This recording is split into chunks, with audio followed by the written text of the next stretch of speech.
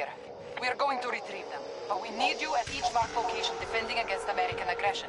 Other task forces will assist you. Transport is waiting.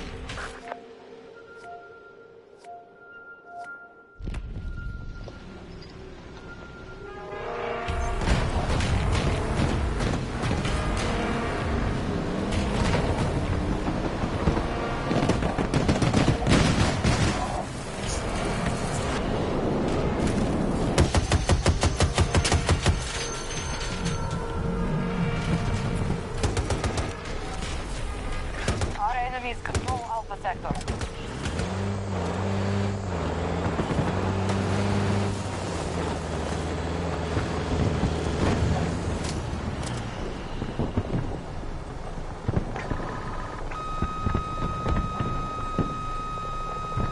We hold more sectors than the enemy.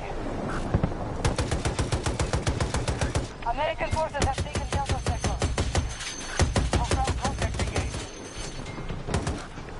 Today we crush the enemy. Proceed.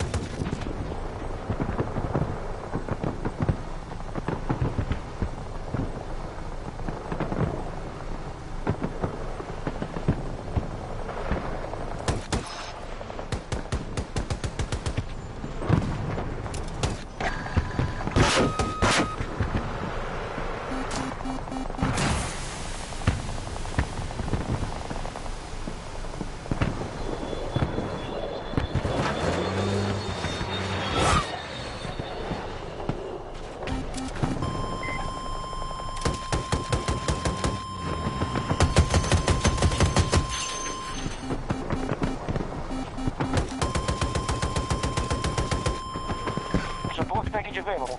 Waiting on your request. Delta Sector has been secured by our soldiers.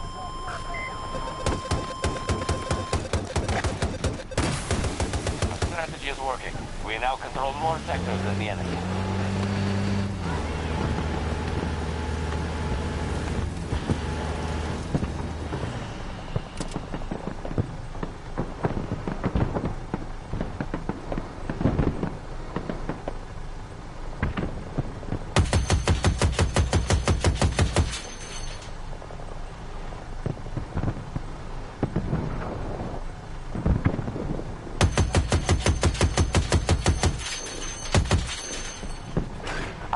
Taking Gulf Sector.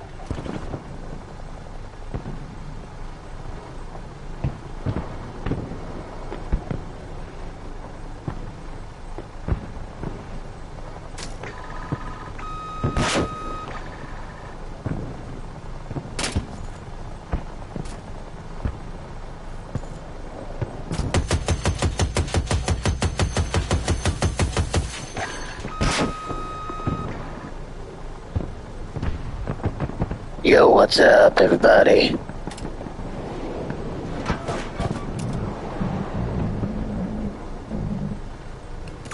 Hostile helicopter, far.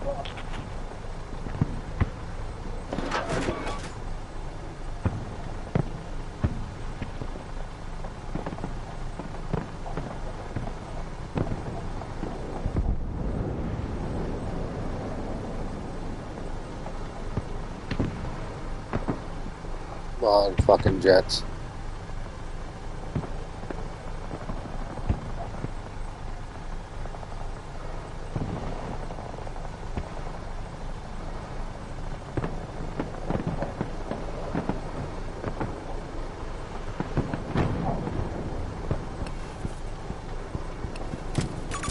Caution around the marker. Too far to judge.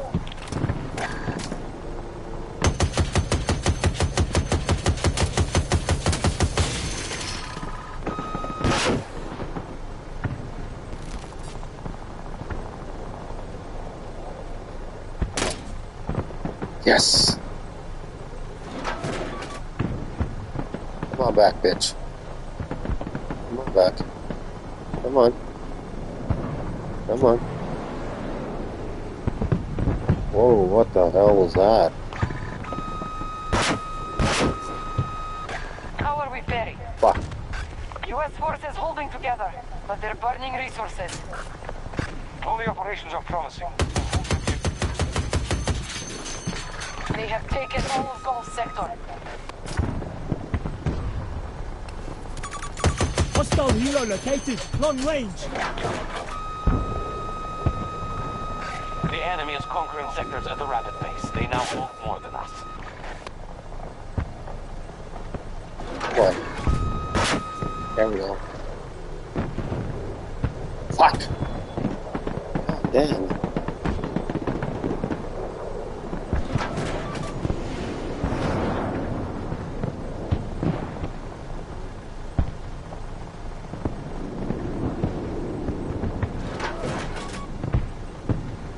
Come on. Come on, Jet. Come on.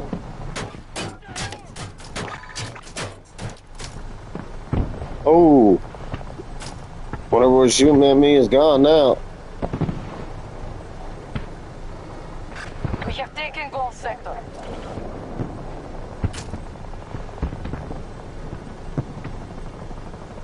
Our enemy has been pushed back on all fronts.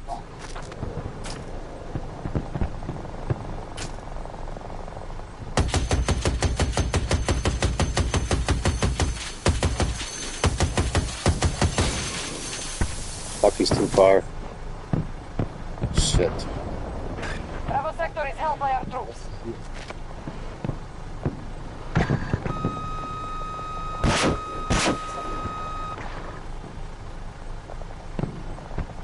Okay. Sounds good. Fuck.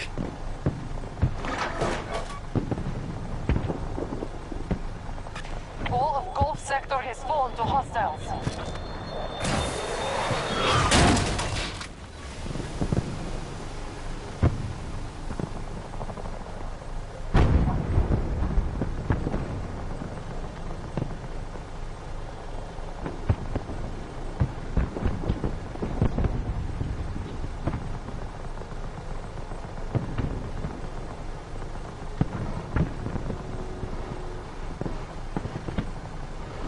Come on. Come on. Come on.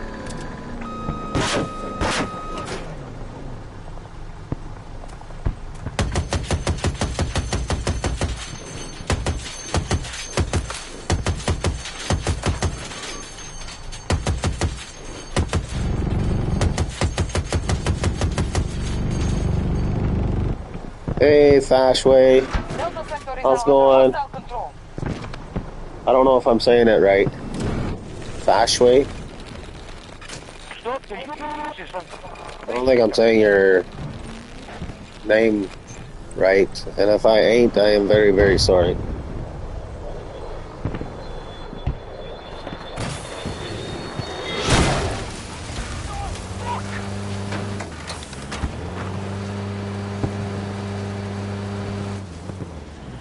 Please, guys, subscribe to my other channel. Please. I got 2 channels.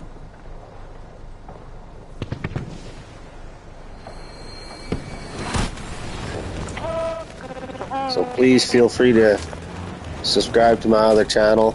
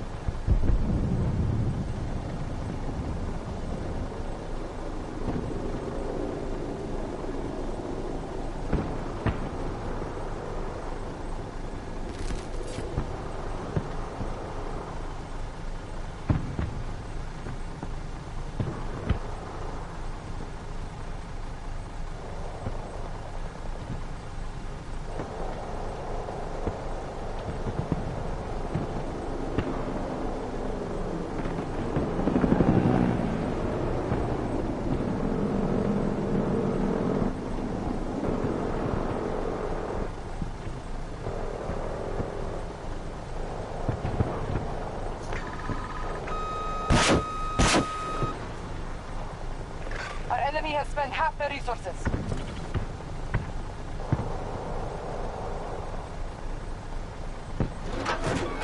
Our enemy is uncoordinated. We're keeping control of more sectors. Foxtrot sector was just secured by us.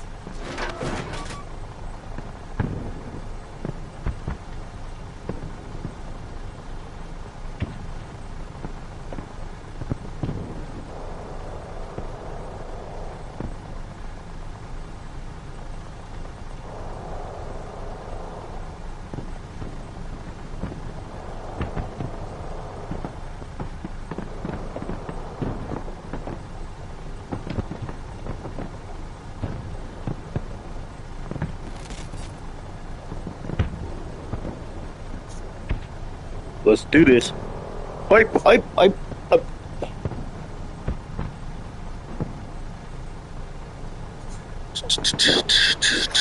has secured Alpha sector.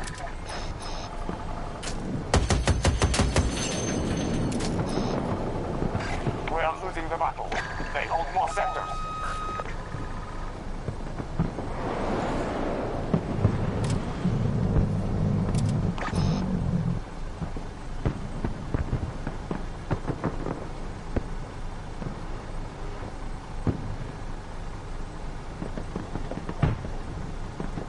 Let's do this shit.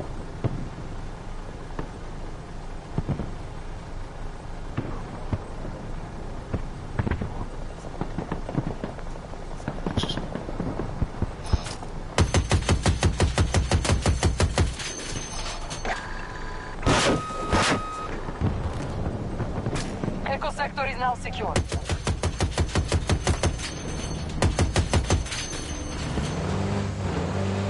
Our plan is working. We now control more sectors than the enemy.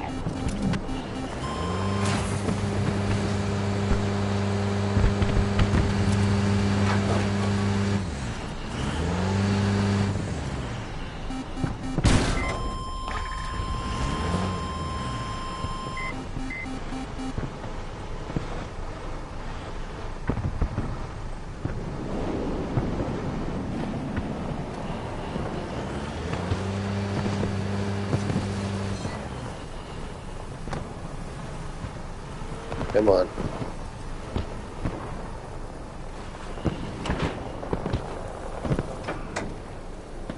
Come on. Hey, Lone Wolf. How's it going, buddy? We have complete control of Gulf sector.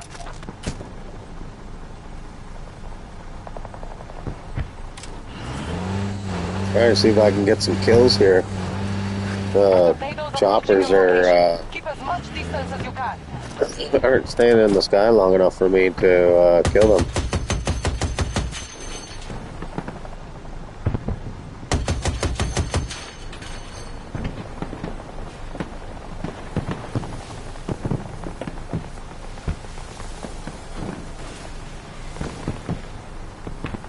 Come on. Well, where are you guys?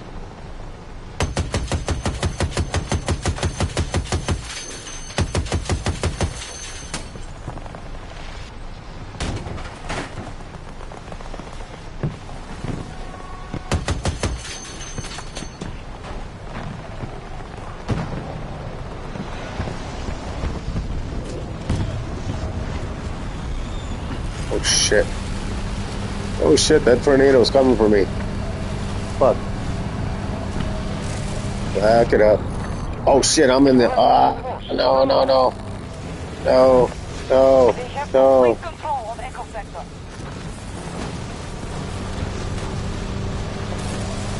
Oh shit. Tornado. It's trying to pick me up. The tornado's trying to pick me up.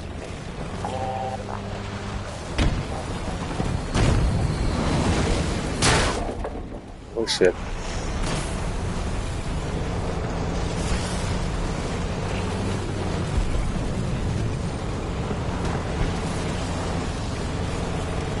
Oh, look at that tornado. That tornado's trying to get a piece of this. He's trying to get the piece of his ass. We are in command, Gulf sector.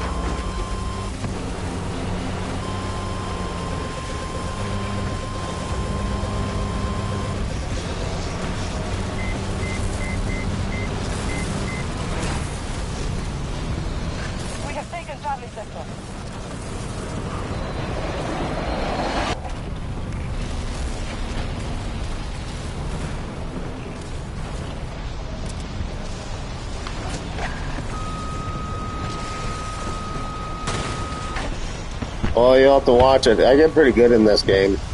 Sometimes. Pretty good with the sniper rifle and the AA, but everything else I'm not so good at.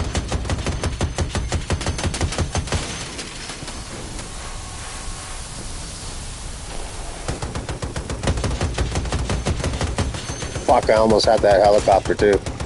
Hey, they're cable company. Hey, cable company, you want to go subscribe to my other channel? It's in the link. Custom RC. We have full control of Echo Sector. Custom RC is my other channel. Do me a favor, you guys. Go and please go sub to the channel. I plan to show everybody give crash courses on RC stuff or 3D printing. Sorry.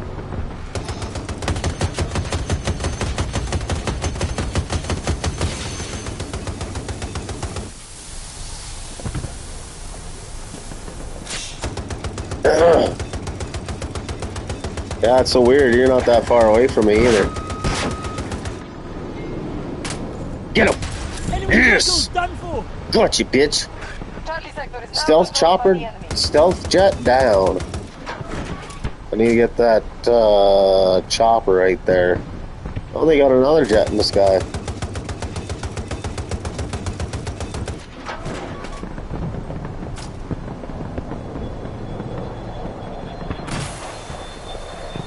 This is the last.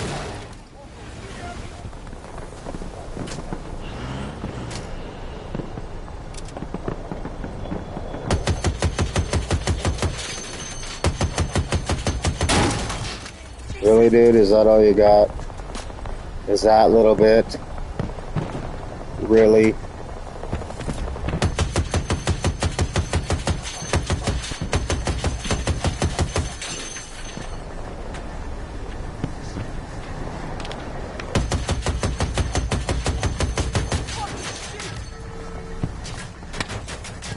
Yeah, there's my other account, my other YouTube channel. It's Canadian Custom RCs. It's right in the link. If you guys don't mind giving me a helping hand, subbing to my other channel, I'd much appreciate it.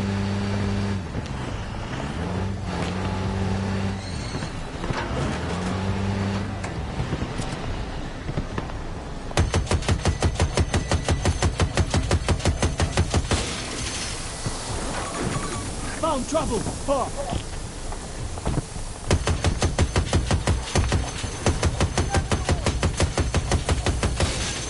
Give me one sec, cable guy.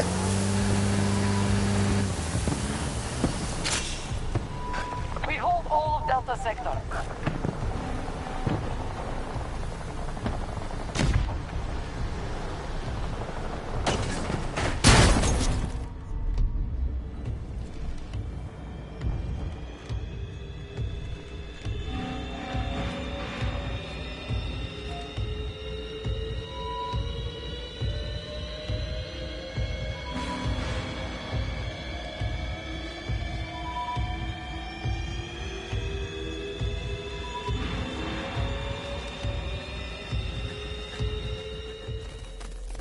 Begin evacuating NOPAD forces.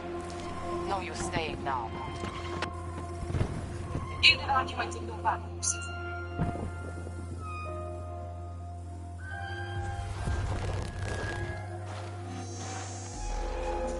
There you go. Just click on that link, you guys.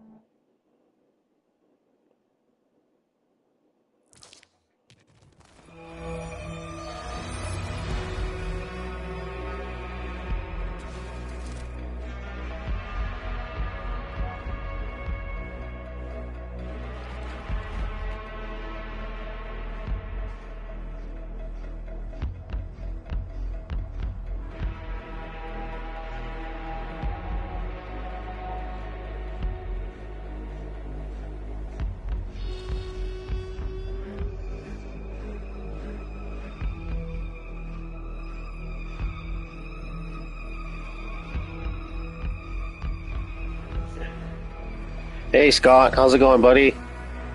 How's it going, Scott?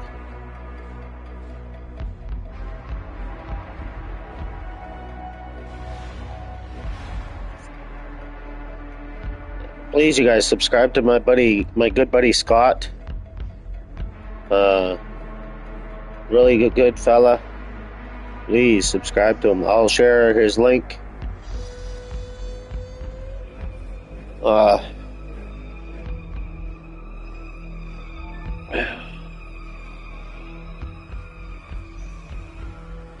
Looks like we're ready to rumble.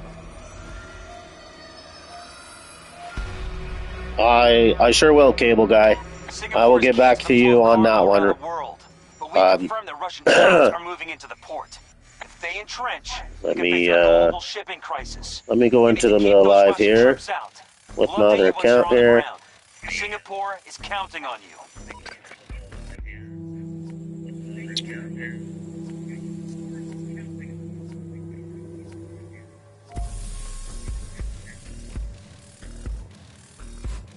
Okay, there we go. It's done. Let me grab Old Fart Gamer channel here. We're gonna share it. Please, guys, do subscribe to him. Really nice fella. There you guys go. Please help him out. Really nice guy, like I said.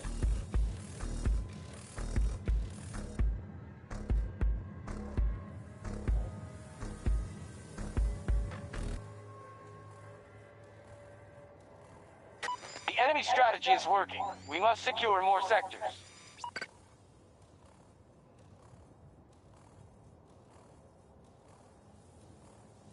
My idea with the other account is I'm gonna go live streaming with how to show. I'm gonna show people how 3D printing works and software and stuff like that. So it's like onboard class kind of stuff. So yeah. Anyhow, let's get right into the game here. Let's see here if I can shit the bed or pick up some wins here. Sector Delta has been secured. Just gonna go up to. We're gonna go up in the neck of the woods here.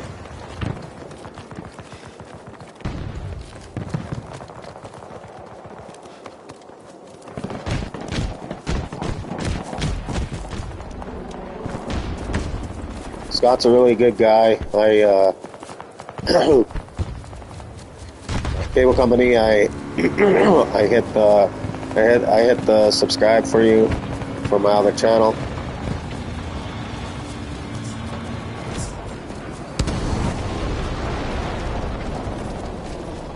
But that's what I want to do with the other channel. I want to show people what I do for 3D printing and software and how to walk them through their own 3D printer setup. Our attack on Bravo 2 is underway. Eliminated.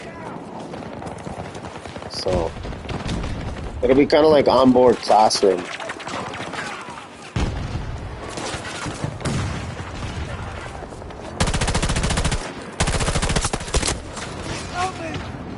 So I'll make it worth your while. if you guys want to learn stuff about custom stuff, please.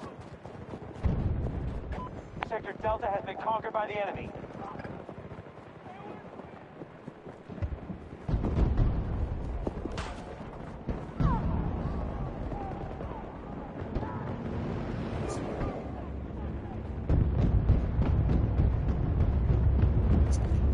Cable company's pretty good. He's a good knowledge. He's full of knowledge, man. So am I when I want to be. Lone Wolf, you should come to the RC. The RC show. It's gonna be right next to you in September. You should come hang out with me. I wouldn't mind meeting a really couple of YouTubers. I'm gonna be up at there, you guys. I'm gonna do some autographs, whatnot. Yeah, I'll be at the Let's Go Truck Show. I think it's in Edmonton or outside of Edmonton. I can't remember, but I'll be there. I'm gonna go live with the RC show. So, yeah, feel free to come hang out, Lone Wolf. Maybe me and you could do a live together, a live stream together. If you're okay doing it, that is it. Bravo 2 target. Begin the assault. Enemy control. Fuck, I hate this hill. I'll make it worth your while. Yeah. But yeah, it's official. I will be live streaming for the RC show. So yeah, I know. I just like to remind people. Some people, when they join, they don't know what RC. They don't know. I'm just letting people know ahead of time. That's what I'm going to be doing. This has been planned for 3 months already. So, great group of guys out Edmonton way there, buddy. They're gonna.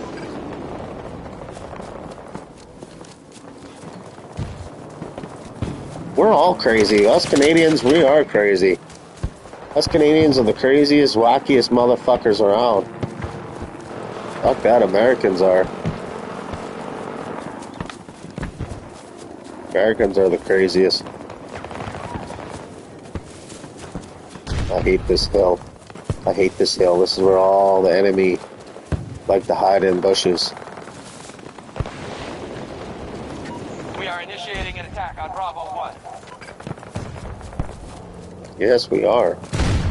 Your point being?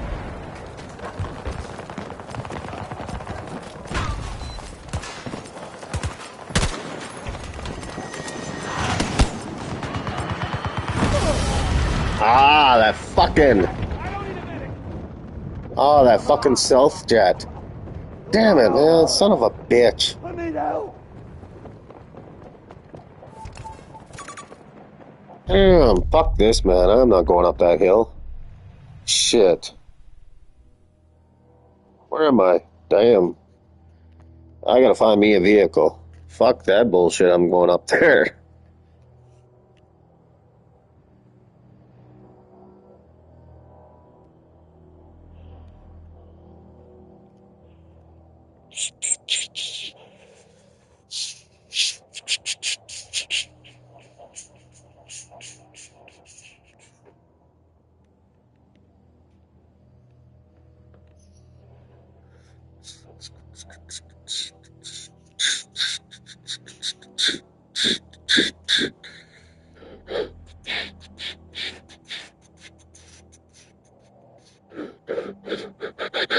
Oh, I need a vehicle.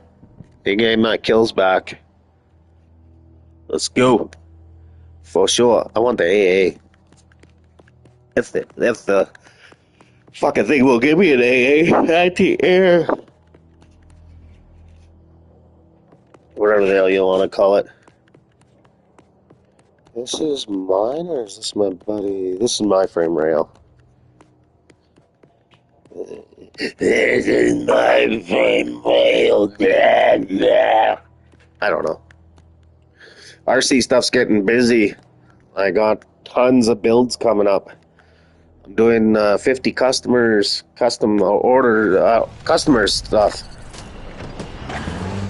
So, but a lot of content. Just need to get my subscribers to 50.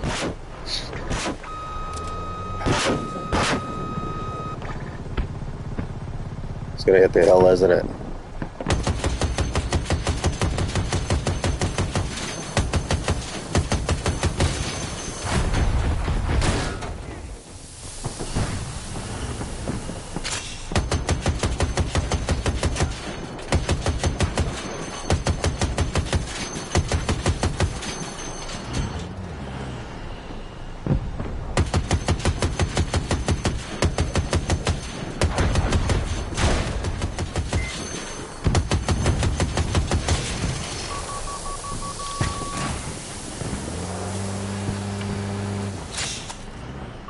We've spent half our resources by now.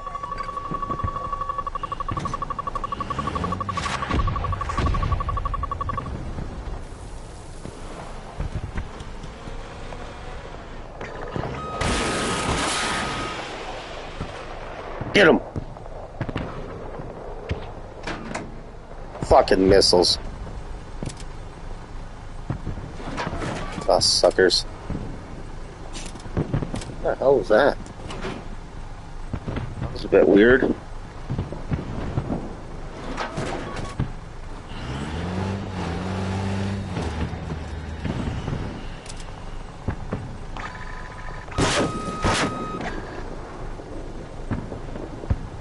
Oh, you're lucky, dude. You're lucky.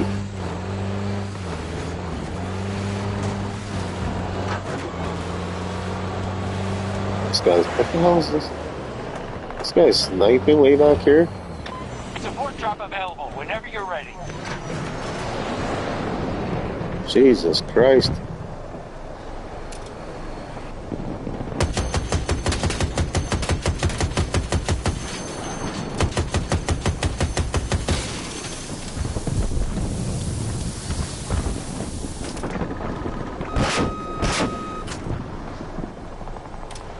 Yeah, you better fuck off, pussy. Chicken shit. Run, chickens, run! Okay, that's our guys. I want that stealth jet. Well, that jet will work too. Potential threat marked. Distance. Potential threat here.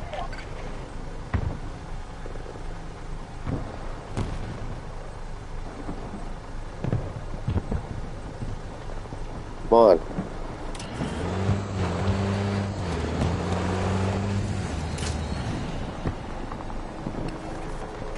Sector Watch your Charlie step under here. Russian Far control. away.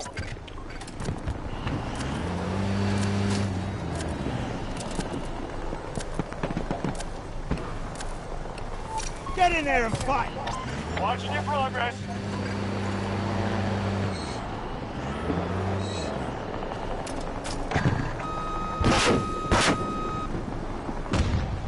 You fuckers.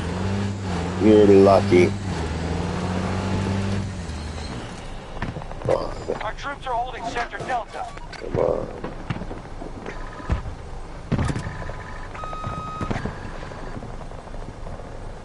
Get him.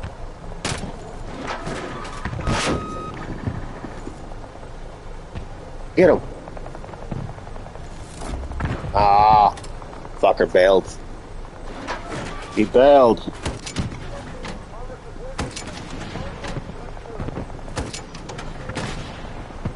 Sector Alpha just fell to the enemy.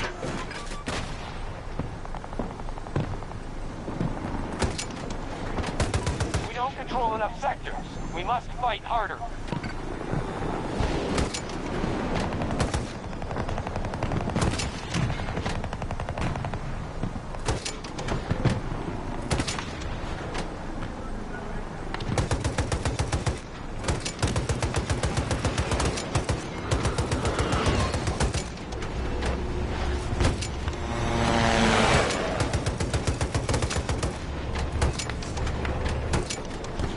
Come on.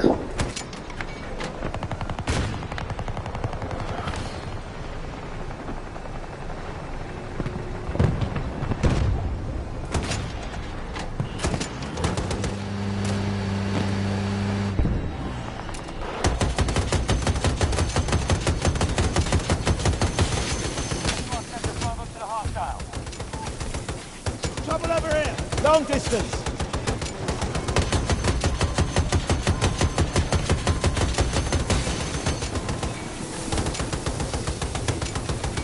They're shooting from somewhere, but where? There's a guy right there.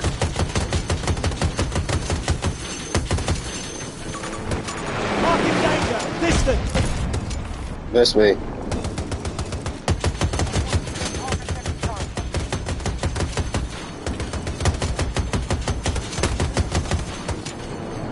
Contact. Rear.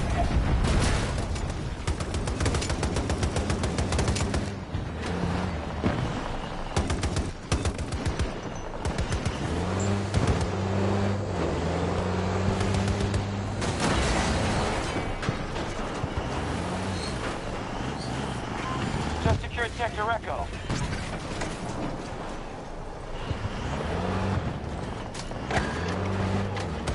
Oh.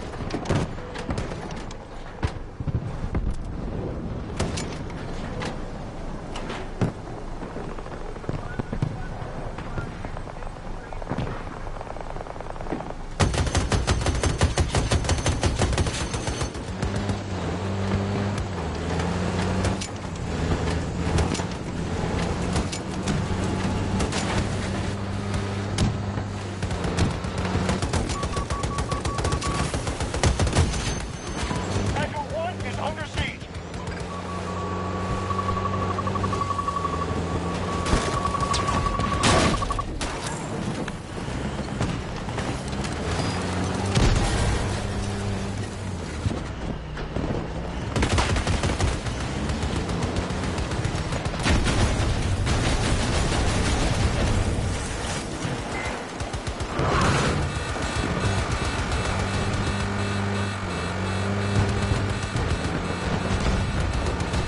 We have been pushed off Echo 1.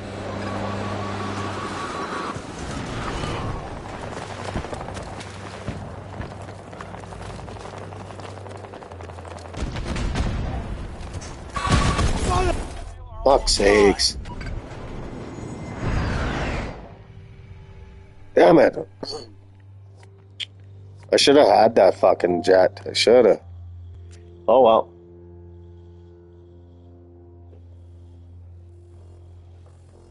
Hola, Macachina. Let's go. Let's go. Let's go for sure.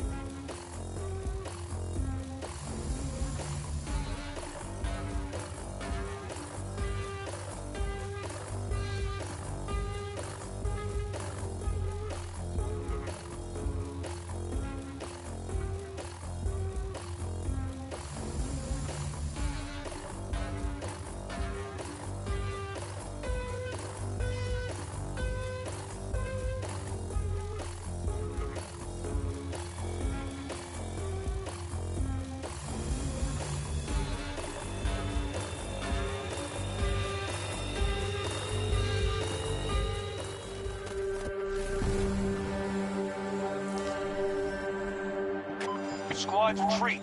Battle's done. We've lost enough troops for today. I ate shit. Chicken fried rice, chicken fried rice, chicken fried rice and chow mein. Do do do do do do do do do.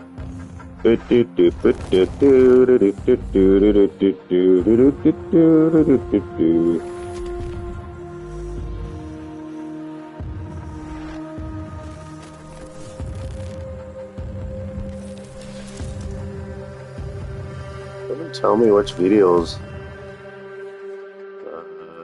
have the most likes.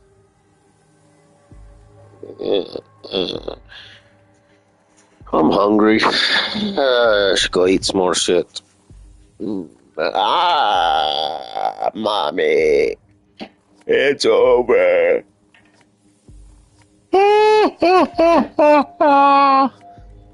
Oh, documentary. Oh, anybody down for a documentary? Documentary? Anybody? Anybody? Hey, somebody tried to phone me.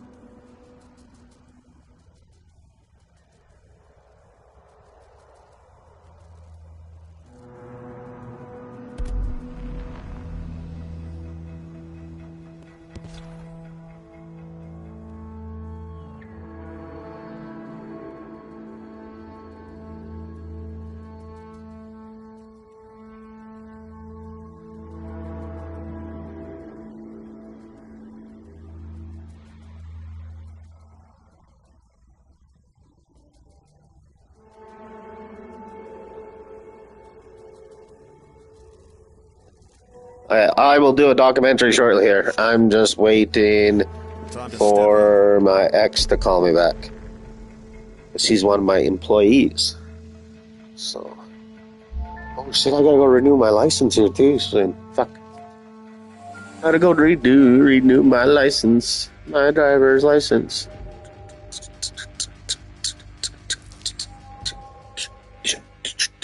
We're shipping you out to Doha, Qatar. Extreme conditions have caused a massive evacuation.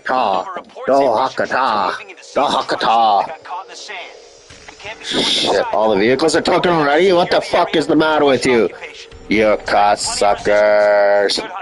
You motherfuckers. I'll give you good hunting, alright. Kiss my white ass, bitches.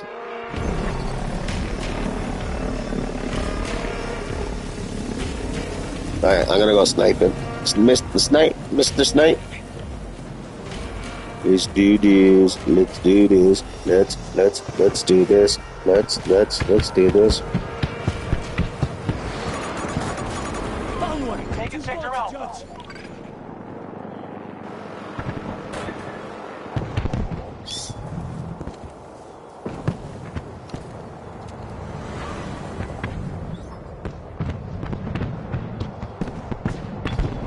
They control more sectors than us. Move to counterattack. They're out there. Enemy contact. Make them regret coming out here.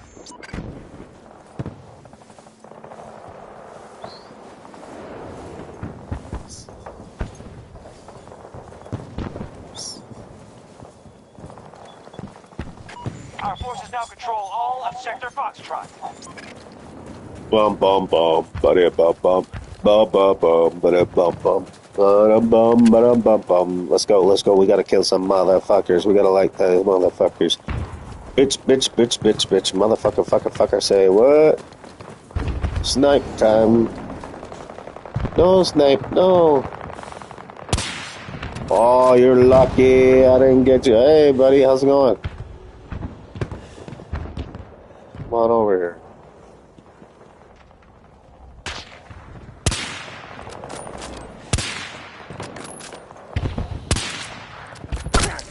Okay, alright. You want some of that? You dead anyways, bitch. You dead, homie. I'm gonna get me some of that. Feel me, homie? Let's go. I got some ass kicking to do. Fucking snipers. What? Medic! Oh, fuck off. He's right here. He's going. Of course, I'm on a team that doesn't know how to revive anybody. Cool. Love it when you guys don't fucking revive. Asses.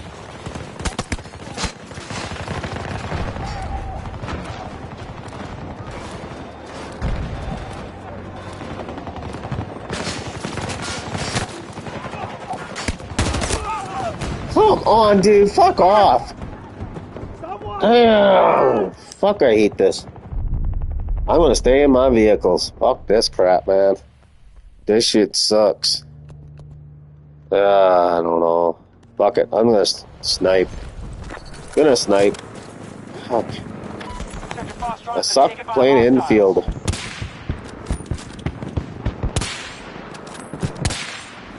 Of course I can't. Ain't worth a shit.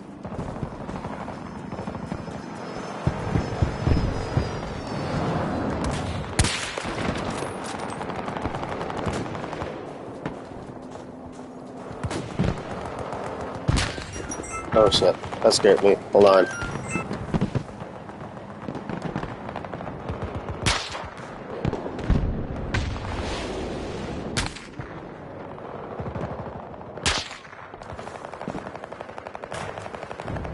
We captured Sector Charlie.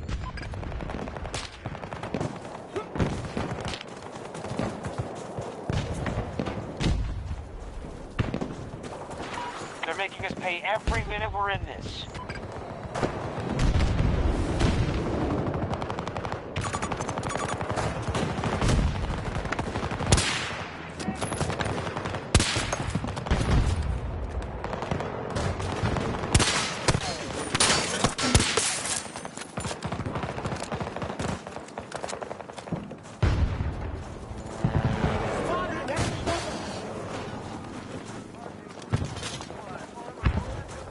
Situation. Not good, sir. We need to secure more territory.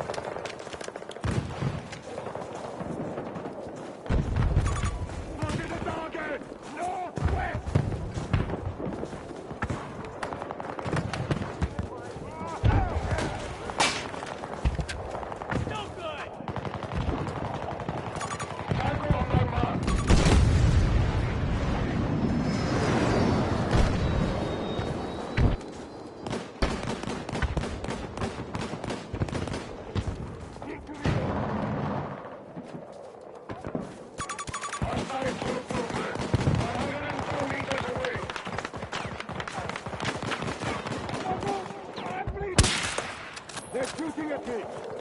Reloading! Touch it!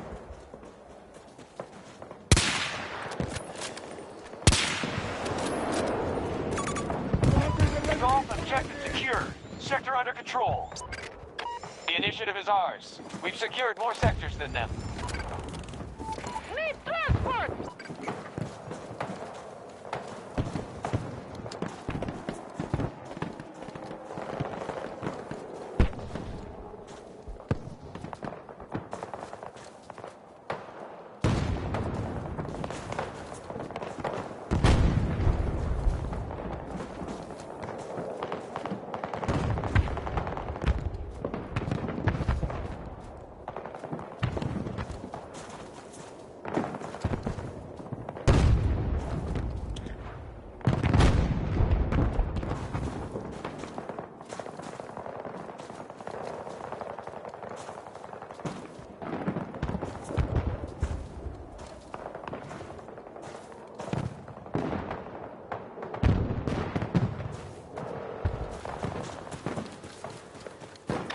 Taken Sector Bravo.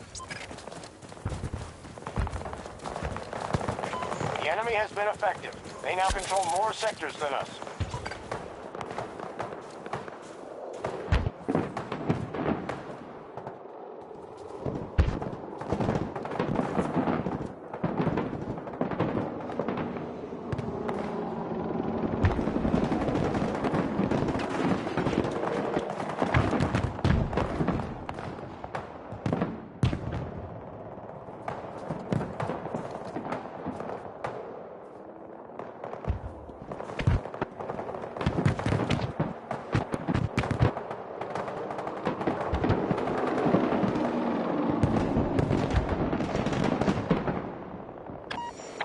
have Sector Delta.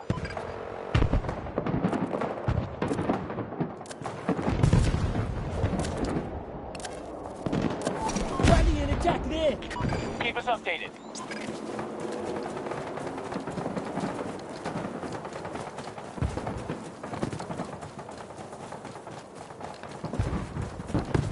Still holding out. We're at half strength.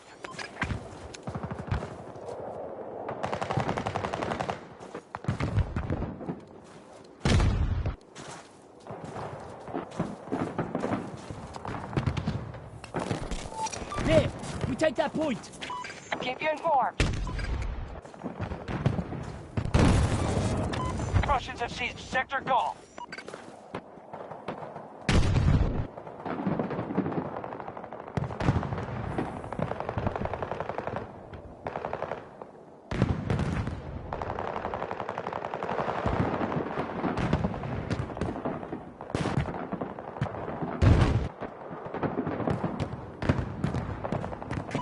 Taking Sector Alpha.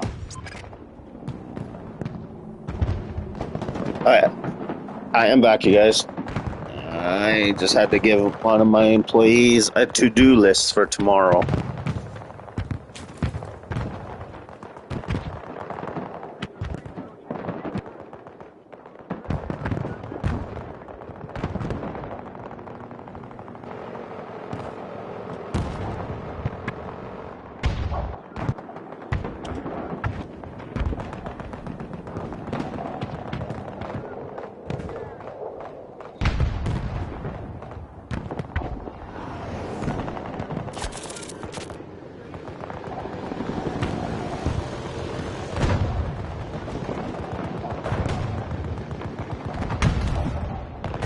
Our troops just seized Sector Bravo.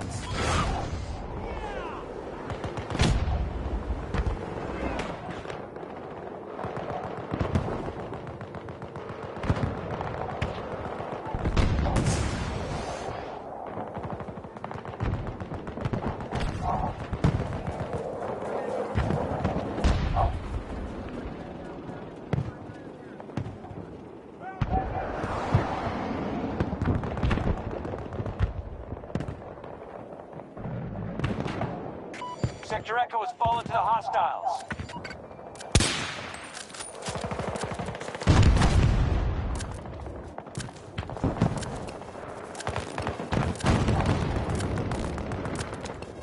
Attack the objective. We're rooting for you. Alright. Sector Golf is now held by us. It's a chopper up there. What do we got over here? Gotcha, bitch.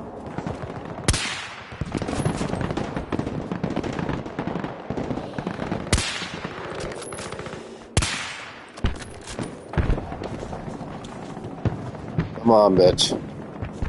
Come on out. Come on out.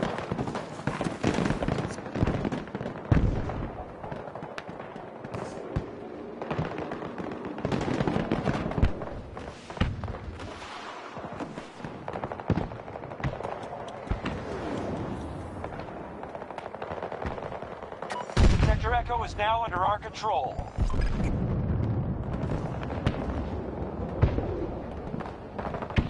We have secured more sectors than our enemy. Make sure you defend them.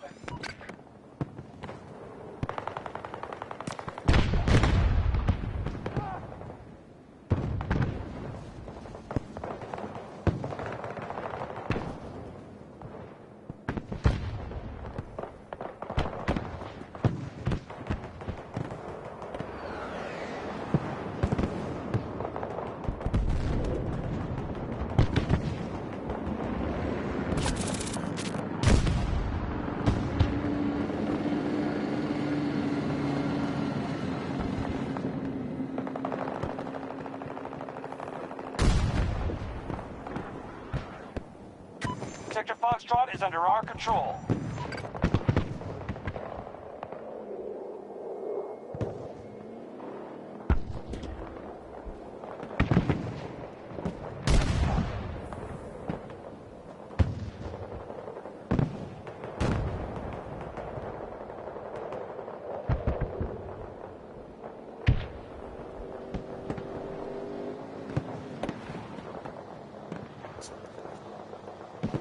I,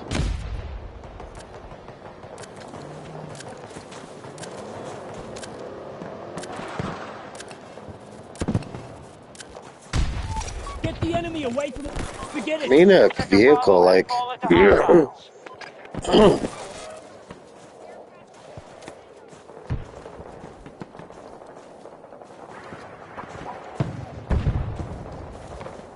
Where the hell is this enemy? Oh wait, what do we got there?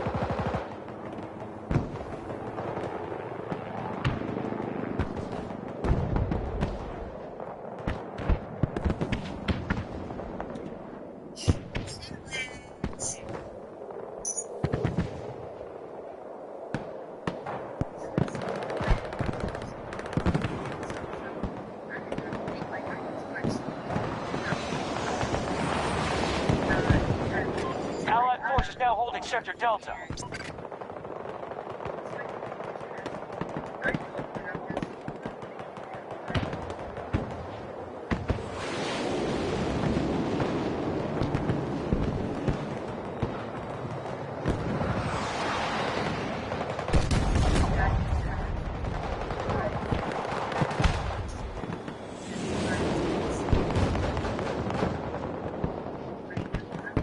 Okay, let's go. We captured Sector Foxtrot.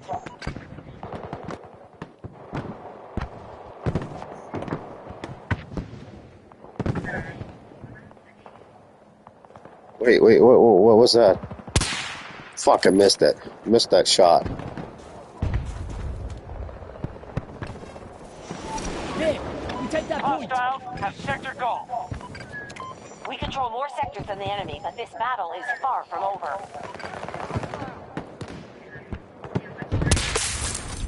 Oh yeah, baby. Gotcha. Shot you right in the fucking head. Boom.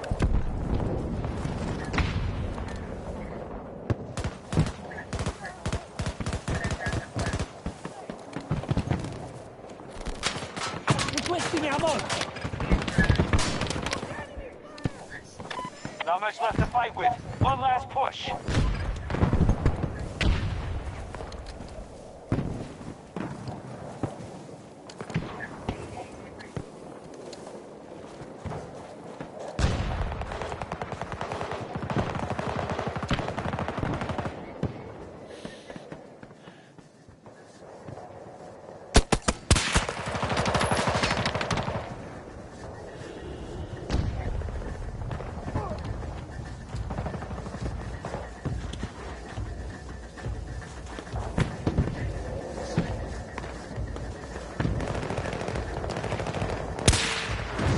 Fuck.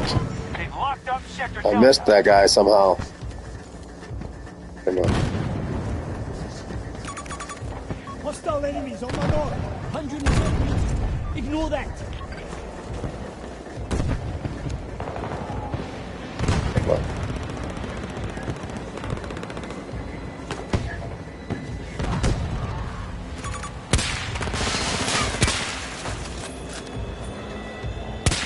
Fuck.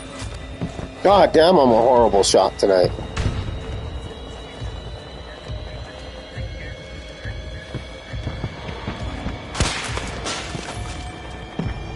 Come on, bitch. Come on, bitch. We've lost this Damn it. battle. The Russians outplayed us here.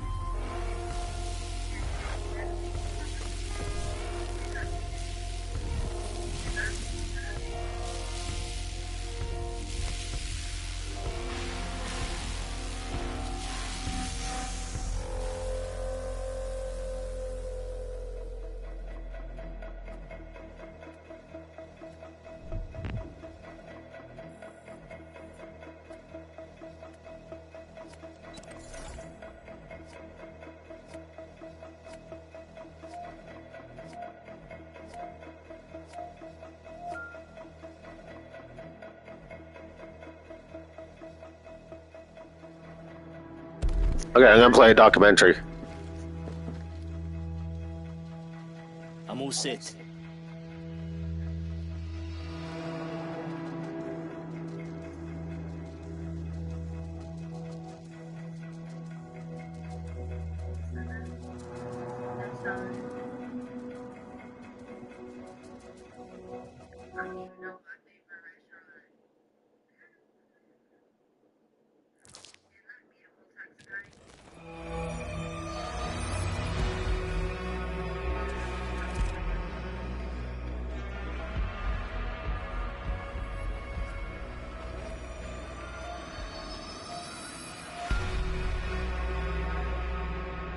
American forces are preparing to strike at our Antarctic oil production facility. They claim it violates international law, but they only want the oil for themselves. You must prevent the Americans from gaining a foothold. This operation is vital to the Come on. well-being of the Russian people. Your Let's assistance will play never Hook. We're gonna listen to a documentary, but we're gonna change it up a little bit. Let's see how many headshots I can get in this. Either this game or the next game. I want you guys to take a guess how many headshots I can do. So, here we go.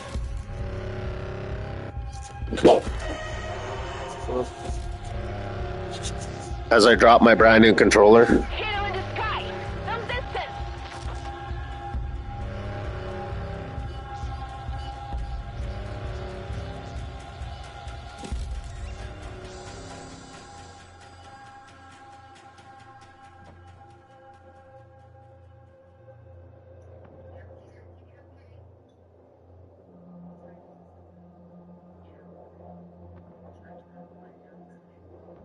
The enemy is conquering sectors at a rapid pace. They now hold more than us.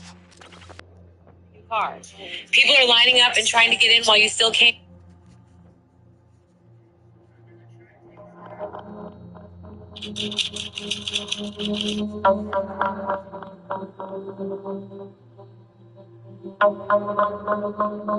Hi everyone, welcome to my channel, and today we're going to take a look at another horrible case with you. A paradise beach turned into a death trap for lovers. It is believed that an investigation on the heels of a crime is the most effective and often leads to success. The methodology itself implies immediate response. Roll call. I forgot to do that. Roll call. Anybody around? Roll call. Hostile enemies on my mark. Too far to judge.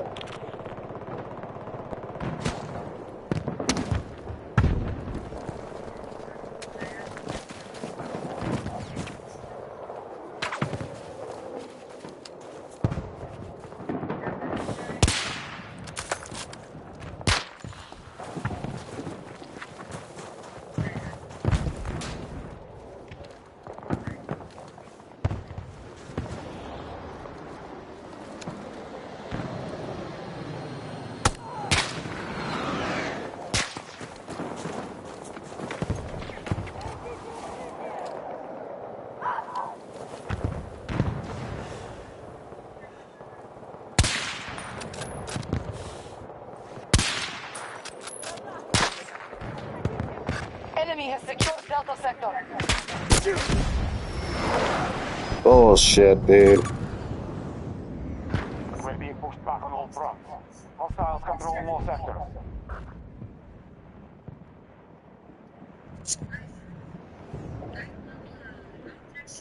Hello?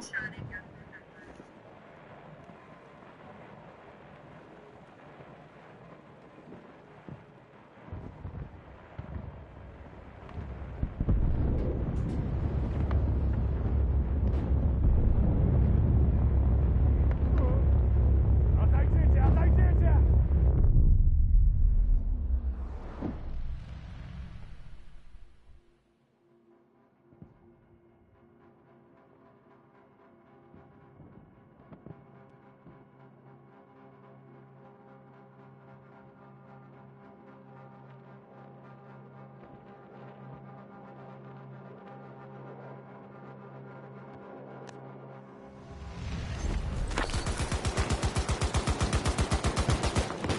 We're dominating the battlefield. Maintain your position. Мне нужен медик! Help me, Dad! Somebody, help me up!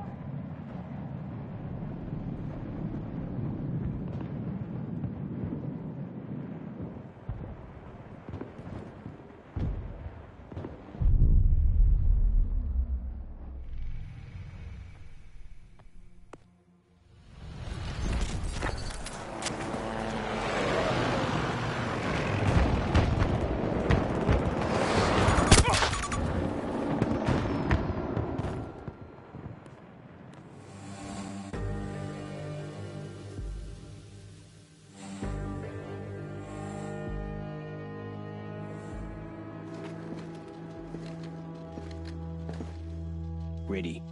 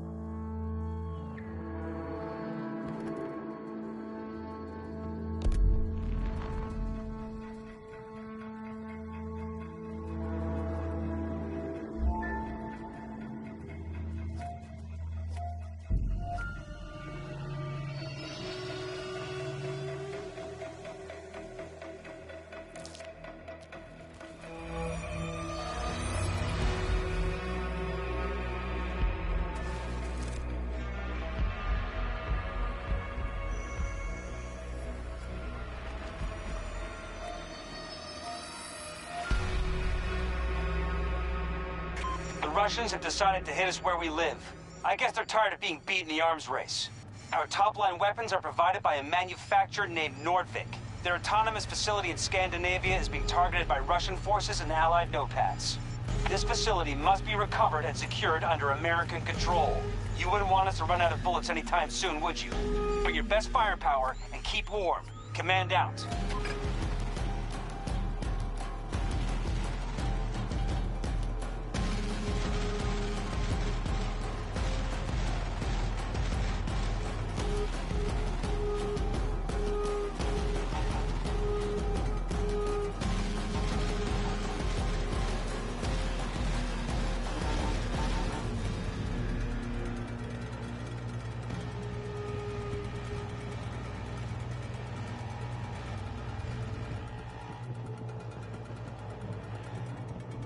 We don't control enough sectors. Secure those objectives.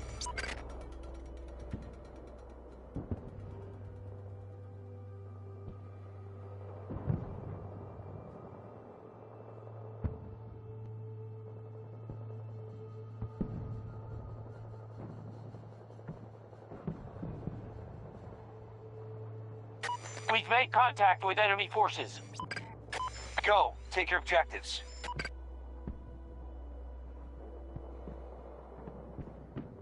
Okay, I didn't know because nobody was answering me. So I was like, well, is it even worth playing documentary since nobody was around? So, all right, let me know. You both let me know if you're good for the what do you call it? Documentary.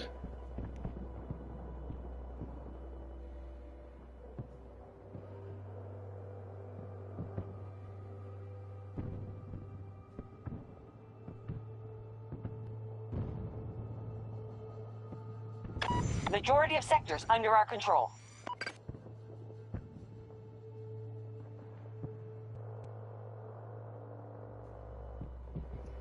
Is Patrick ready for the documentary?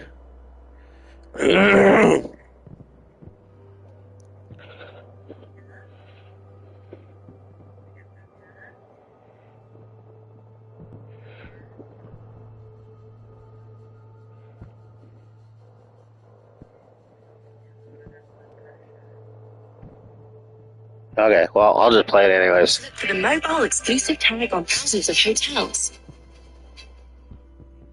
Operational collection of evidence and questioning of witnesses, which significantly increases the chances of quickly solving the case and holding the guilty accountable. However, if it is not possible to identify the perpetrator, the investigation can drag on for years and even decades until the criminal case is frozen and transferred to the archive after the statute of limitations expires. However, sometimes unsolved and seemingly hopeless investigations receive unexpected developments many years later, which helps to find the right lead and achieve results when no one believed it anymore.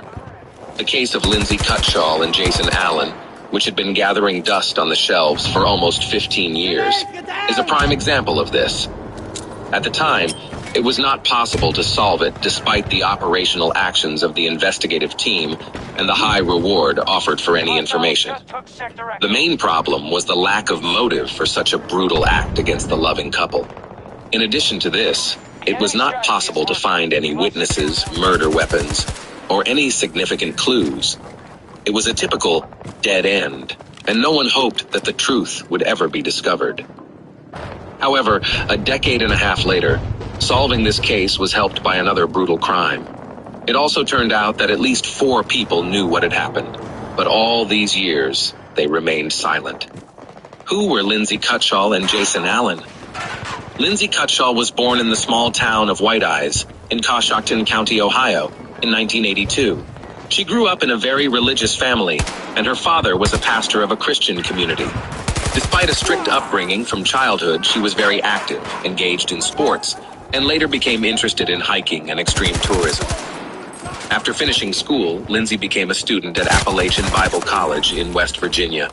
During those years, she regularly climbed mountains of various difficulty levels, rafted down turbulent mountain rivers, and even organized hikes herself. The young woman dreamed of founding her own summer camp for children and teenagers, where she could teach them the basics of survival in the wild, rafting, tourism, and so on. Jason Allen was born in the city of Zeeland, in the American state of Michigan, in 1978. He also grew up in a deeply religious family, and from a teenage age was seriously interested in hiking tours, mastering survival in the wild. The young man was tall, athletic, toned, possessed leadership qualities, and was able to find like-minded people to conquer new heights. The couple met in 2002 during a hiking trip in the Appalachians. At that time, Lindsay was still a student, while Jason worked as a mountain guide and climbing instructor. The young people immediately felt mutual sympathy, and just 6 months after their first meeting, the young man came to the girl's parents and asked for their daughter's hand in marriage.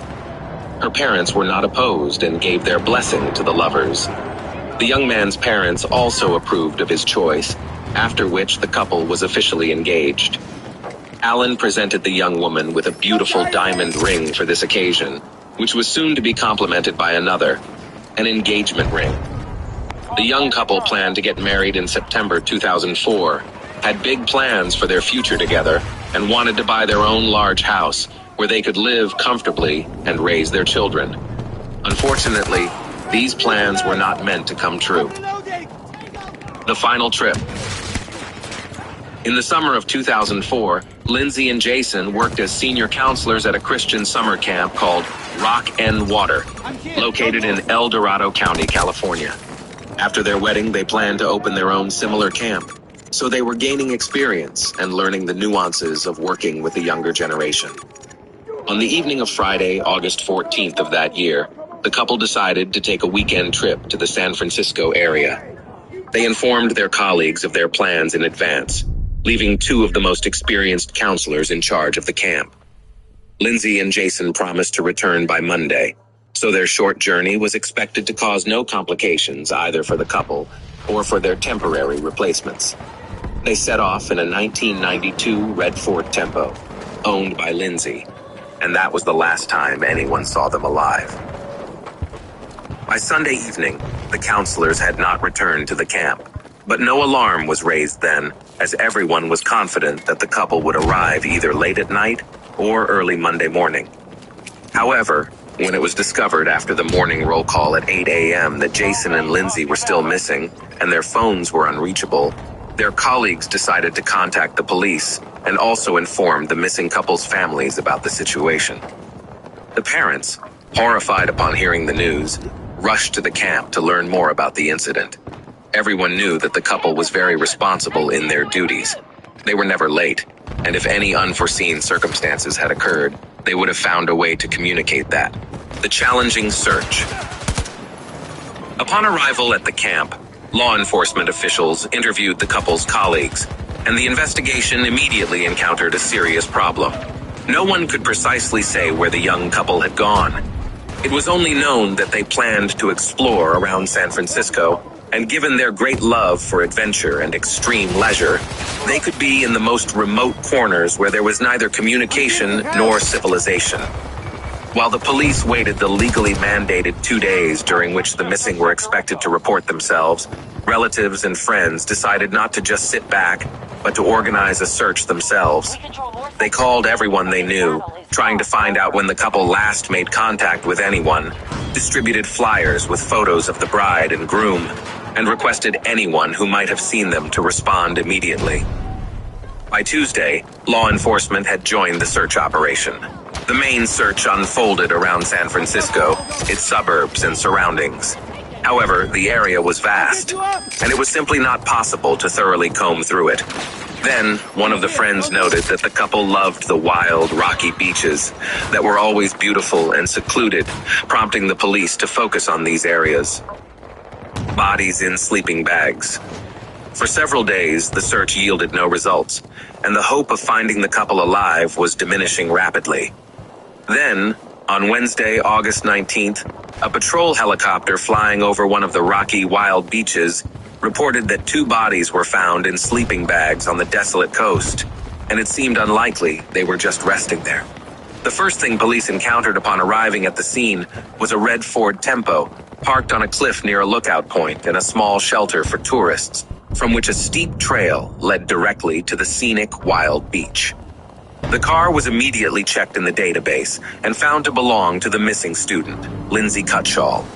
Descending the trail to the beach, law enforcement found 2 bright sleeping bags containing individuals.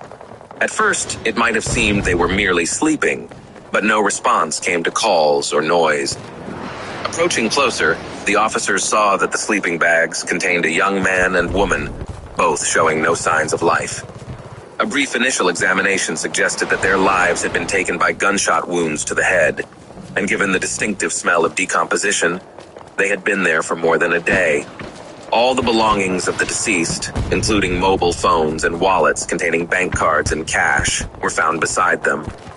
Therefore, a robbery as the main motive was almost immediately ruled out. The keys to the parked car above were also visibly placed, ruling out car theft as a motive.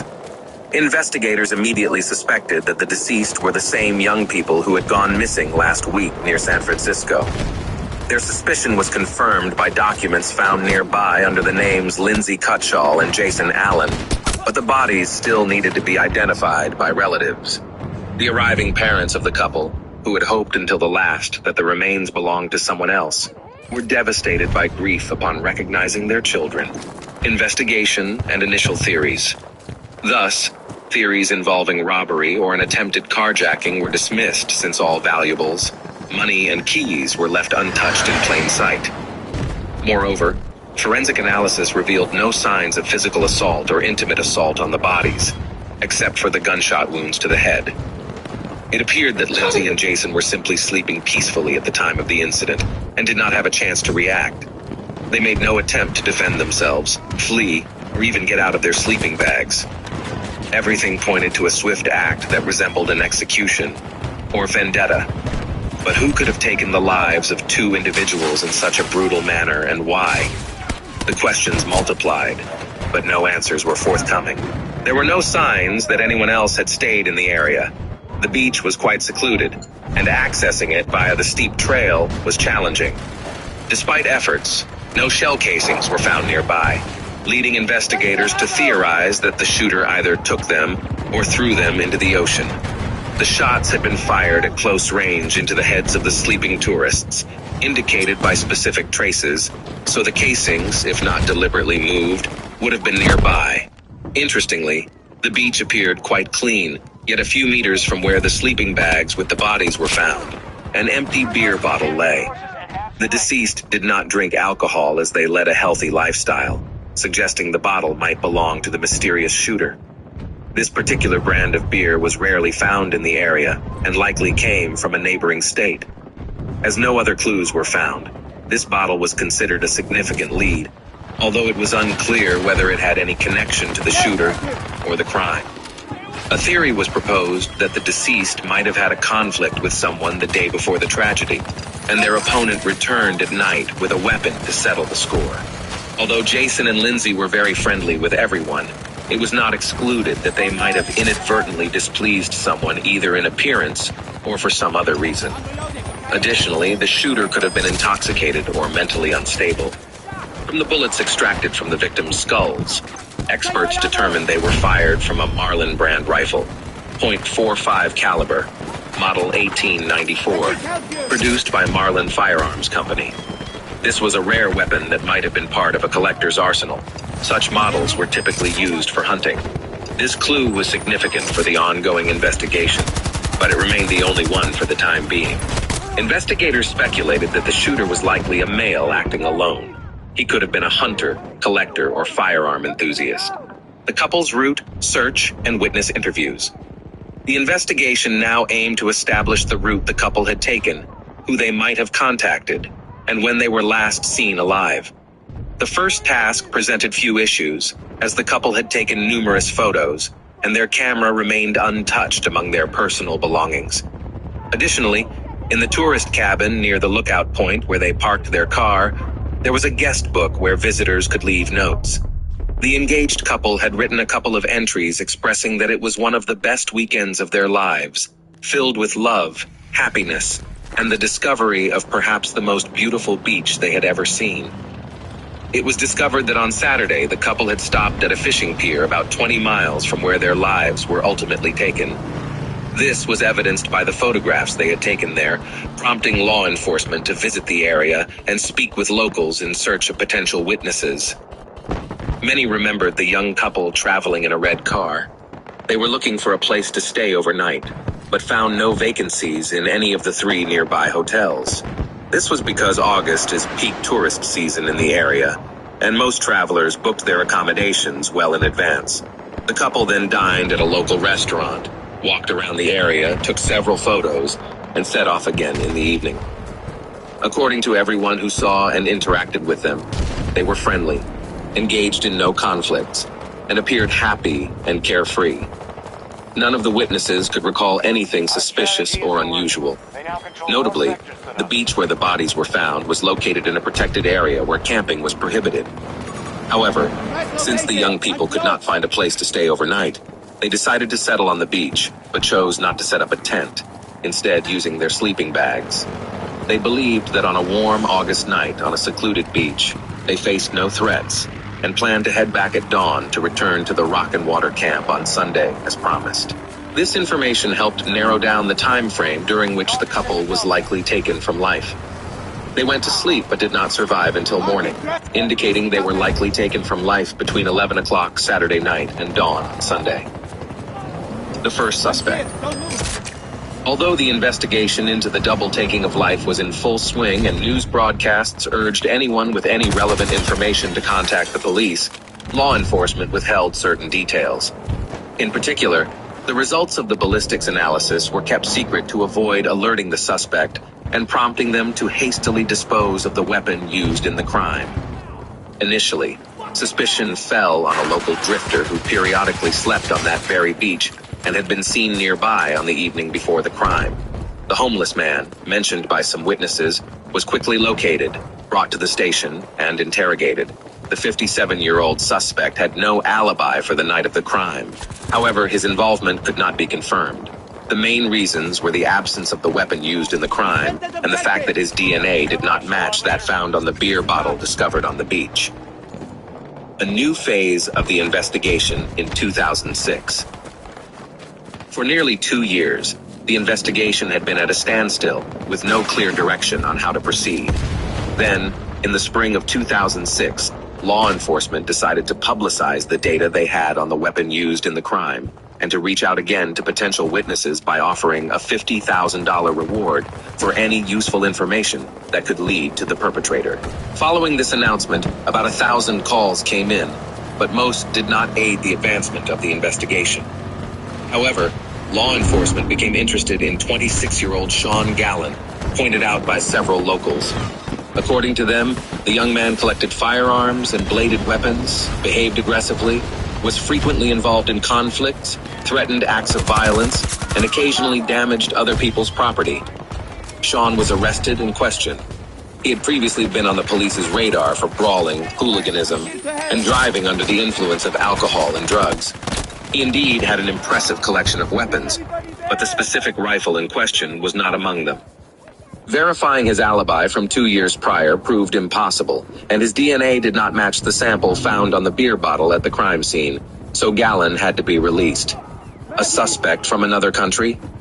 Simultaneously, another suspicious and aggressive drifter came under scrutiny, often seen with a firearm, frightening the local residents. His name was Joseph Henry Burgess, and he was 61 years old at the time of the couple's demise. Burgess often ranted about receiving commands from God. It was discovered that in the late 1970s, Joseph lived in Canada, where he also wandered aimlessly. In 1978, he joined the Commune of the Children of God, positioning himself as a deeply religious person.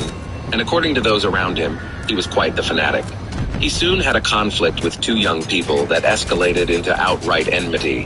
And a few weeks later, these individuals were found lifeless, each with several close-range gunshot wounds to the head. Notably, their bodies were also discovered on a beach in sleeping bags, seemingly taken while they slept. By the time the police arrived, Burgess had vanished. His guilt was proven through numerous left-behind clues, but he could not be convicted as he had fled to the USA, crossing the border illegally. He managed to evade capture for nearly a quarter of a century until the police connected him with the double homicide on a beach in California. However, they were unable to interrogate him as a shootout occurred during his apprehension, resulting in the deaths of a police sergeant and Burgess himself, who opened fire. A fatal echo from the past. In the spring of 2017 in Forestville, California, a tragedy unfolded one night on March 14th. Gunshots rang out in the Gallen family home, prompting alarmed neighbors to immediately call the police. The victim was 35-year-old Seamus Gallen, and the perpetrator was his older brother, Sean. An argument had erupted between the siblings, during which Sean, under the influence of prohibited substances, grabbed a firearm and discharged 3 bullets into his younger brother. Police recognized the shooter's name, as Sean had previously been detained as a suspect in a double homicide on a beach, but was released due to a lack of evidence. Since then, he had been in police sites twice for property damage and making threats, but had only received fines. It was also discovered that the detainee was an avid hunter and had a hobby of crafting knives and other bladed weapons. Those around him described him as antisocial, aggressive, and unpredictable. After taking his brother's life, Sean attempted to flee but was almost immediately apprehended. Law enforcement then decided to thoroughly reinvestigate this man's potential involvement in a couple's perpetration from 13 years prior.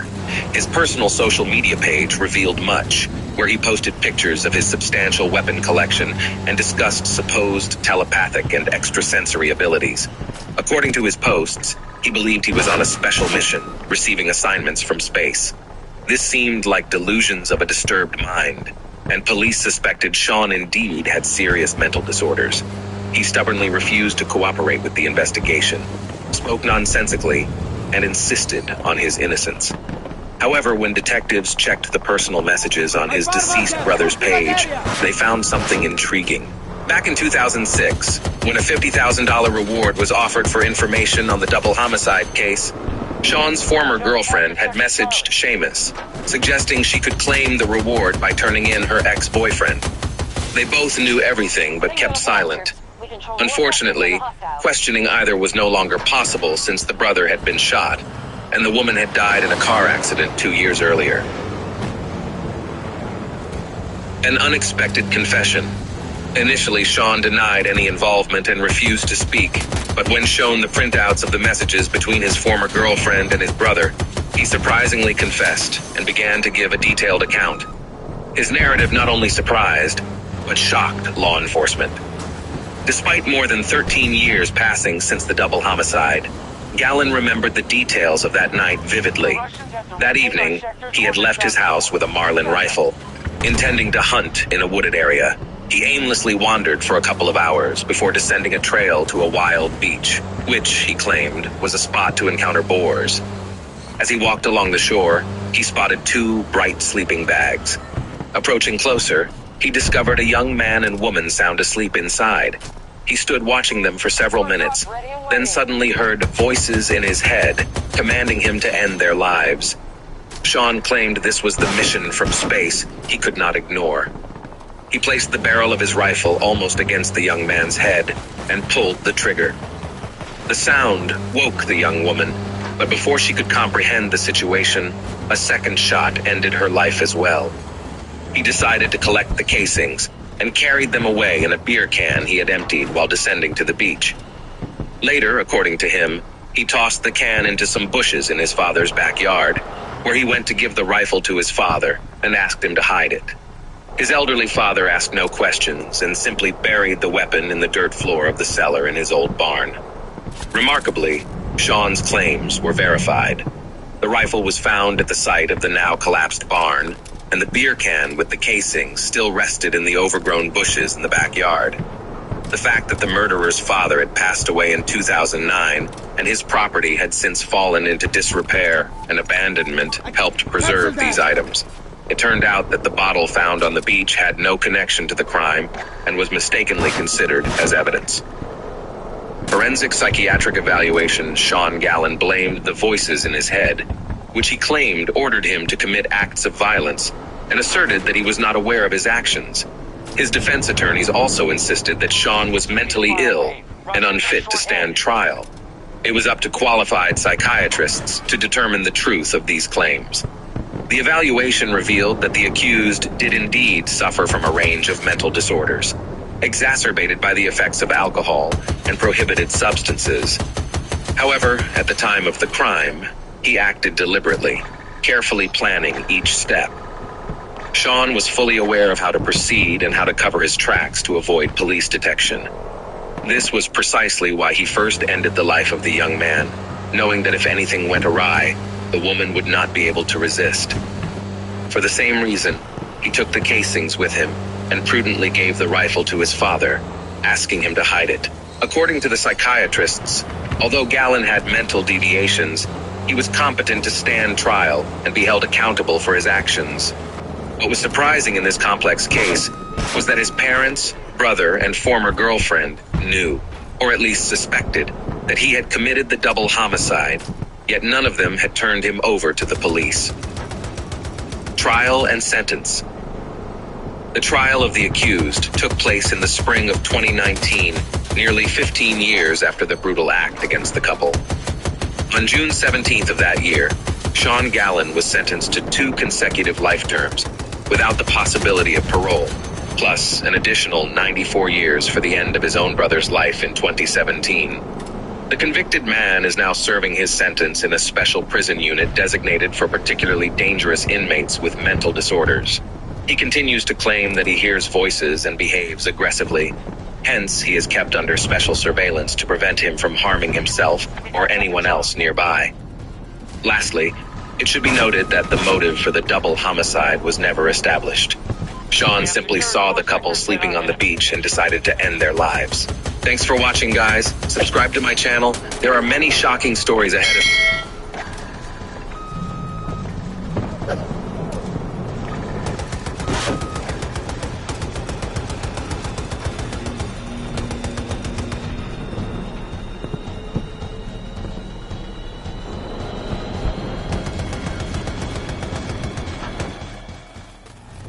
They're falling back. Good work, No-Pats. You won allies back home.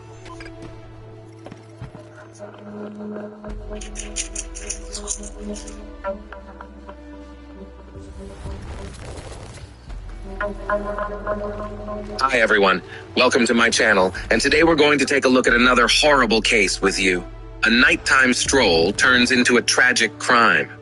Going anywhere with someone you barely know is generally a bad idea that often ends poorly, especially when you're in a foreign city, and the acquaintance was made just a couple of hours ago at a local entertainment venue. It's not necessarily, though not excluded, that the casual friend will turn out to be a maniac, assailant, or robber, but they might accidentally or intentionally draw you into troubles, or even lead to a disaster. An American student named Maricela Botella Valadez planned to simply have a good time at a popular nightclub, where she unexpectedly met an aspiring rapper who showed interest in her and suggested they continue the evening in a more intimate setting. However, the new acquaintance was already in a relationship, and a complicated one at that. He was part of a rather unusual love triangle, and the other participants did not appreciate the sudden appearance of the young beauty. Her naive trust cost the young woman her life, but the case turned out to be anything but straightforward. It involved insane jealousy, the desire to cling to fading youth, occult practices, and even an international search for fugitive criminals. Nevertheless, thanks to the Herculean efforts of the investigators, it was possible to find all participants of the crime and establish the role of each. What is known about Maricela? Maricela Botella Valadez was born in 1997 in Seattle, the largest city in the state of Washington. She was the eldest of 2 children in a family of Latin American descent, raised alongside her younger brother. People described her as a sweet, sociable young woman who always had many friends, performed well in school, and after graduating, became a student at a prestigious university. Furthermore, Maricela was considered truly beautiful, petite, slim brunette with big brown eyes, luxurious hair, and a flawless figure. She always had a host of admirers, loved being the center of attention, enjoyed lively parties where she could have fun, and cherished every day. On Saturday, October 3rd, 2020, the student flew to Dallas to meet up with old friends. However, by Monday morning, she planned to return. Her brother was supposed to meet her at the airport on October 5th, after which they would head to the university together, but the plane arrived without her. The search for the missing student. When all the passengers from the flight arriving from Dallas had left the airport, her brother realized that Maricela was not among them. Concerned, the young man tried to call his sister, but her phone was turned off. He then called their parents to inform them about the situation. Since Maricela was a serious and responsible young woman, it was out of character for her to disappear without warning and not show up for university classes. The family started calling her friends in Dallas, trying to find out where she might have gone and where she was last seen. It turned out that the night before, she had been partying at one of the city's most popular clubs, where she met a black man named Chuck. The pair danced, enjoyed themselves, and had alcoholic drinks, after which they disappeared together. Maricela was not seen again, and her phone went unanswered. The information seriously alarmed and frightened her parents, so they immediately decided to report her disappearance to the police. It turned out that the young woman had indeed bought tickets for a flight to Seattle, but for some reason she had not boarded the plane. No one had seen her since that night, and no one knew where she might be. It was necessary to find out who Maricela's new acquaintance was, where they had gone, and whether she had gone with him willingly. Examining footage from external surveillance cameras located around the club, law enforcement officers saw the missing student leaving with a young man whose face could not be clearly seen on the video. According to the footage, she appeared to be walking with him voluntarily. The pair got into a black Audi car and drove off in an unknown direction. The mysterious new friend. Since the disappearance of 23-year-old Botella Valadez, several days had passed, and she had still not contacted anyone, nor had she logged into her social media accounts, and there were no transactions on her bank cards. The police needed to identify the stranger she had left with as soon as possible to understand where to look for them. One of her missing friends mentioned that her companion was possibly named Chuck, but that information was insufficient. Soon, thanks to the street camera footage, it was possible to determine the direction the car had traveled. Additionally, it turned out that the pair had stopped at a supermarket, where they also appeared on camera footage. Both looked happy, smiling, and showing affection for each other. The young woman picked out several drinks and candies, and the young man paid for everything at the checkout using a card in the name of Charles Beltran. Thus, it became clear who Maricela had left with. Beltran was a 31-year-old musician, and even considered a rising local rap star. However, the man had a criminal past, having been incarcerated twice for robbery and armed assault. He had served less than 3 years and was released on parole. Recently, the young man's career was on the rise, and he was even preparing to release his own music album. It was soon discovered where Charles lived, and by checking the cell phone carrier's data, it was revealed that the missing student's phone had been active at that fatal night's location. However, the house was owned by a woman named Lisa Dyke, and the musician was just renting a room from her. The very strange house. When police accompanied by an FBI agent assigned to investigate the girl's disappearance visited the address, the house was empty. They were only able to contact Lisa Dyke by phone as she claimed to be out of state on business. She confirmed that Charles Beltran had been renting a room in her home, but claimed that he moved out a couple of weeks ago, and she had no knowledge of his whereabouts since. Since law enforcement was unable to locate or contact the sole suspect, they obtained a warrant to search the house where he had lived. What awaited them inside was a collection of unexpected and frightening discoveries. The house was in chaos, with disorder and unsanitary conditions prevalent. It seemed as if the occupants had left in a hurry, taking only the most necessary items and leaving everything else scattered around. The kitchen sink was piled high with dirty dishes, moldy food remnants sat on the table, and trash littered the corners. Notably, amidst all this mess, numerous empty bottles of cleaning and detergent products were found scattered around, with traces on the floors and carpets, as if something had been thoroughly scrubbed. In one of the upstairs rooms, a peculiar and even sinister black statue of death, draped in a black cloak and holding a scythe, stood. It could have been mistaken for a quirky piece of decor, but it was set up as a sort of altar with wax candles, dried flowers, and 2 metal bowls. It resembled the Mexican religious cult of Santa Muerte, translated as Holy Death, where a female deity representing death is worshipped. The house and the atmosphere within seemed more than just strange. It felt as if something terrible had happened here, and afterward the occupants hurriedly cleaned up, packed the essentials, and simply fled. To ascertain this, a more thorough examination was conducted using special tools to detect traces of blood.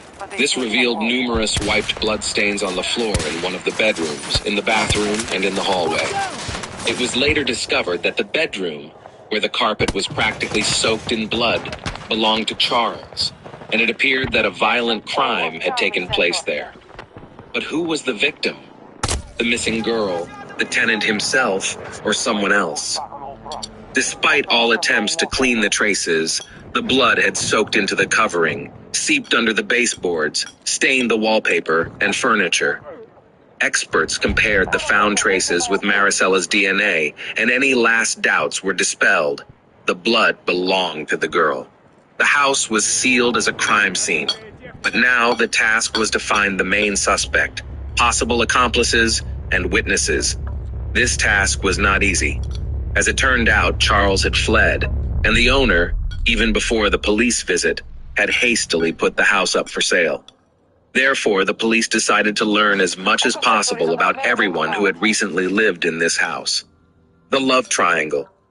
Neighbors revealed that 3 people lived in the house: 57-year-old Lisa Dyke, 48-year-old Nina Morano, and 31-year-old Charles Beltran. However, the nature of their relationship and their sudden disappearance remained unclear.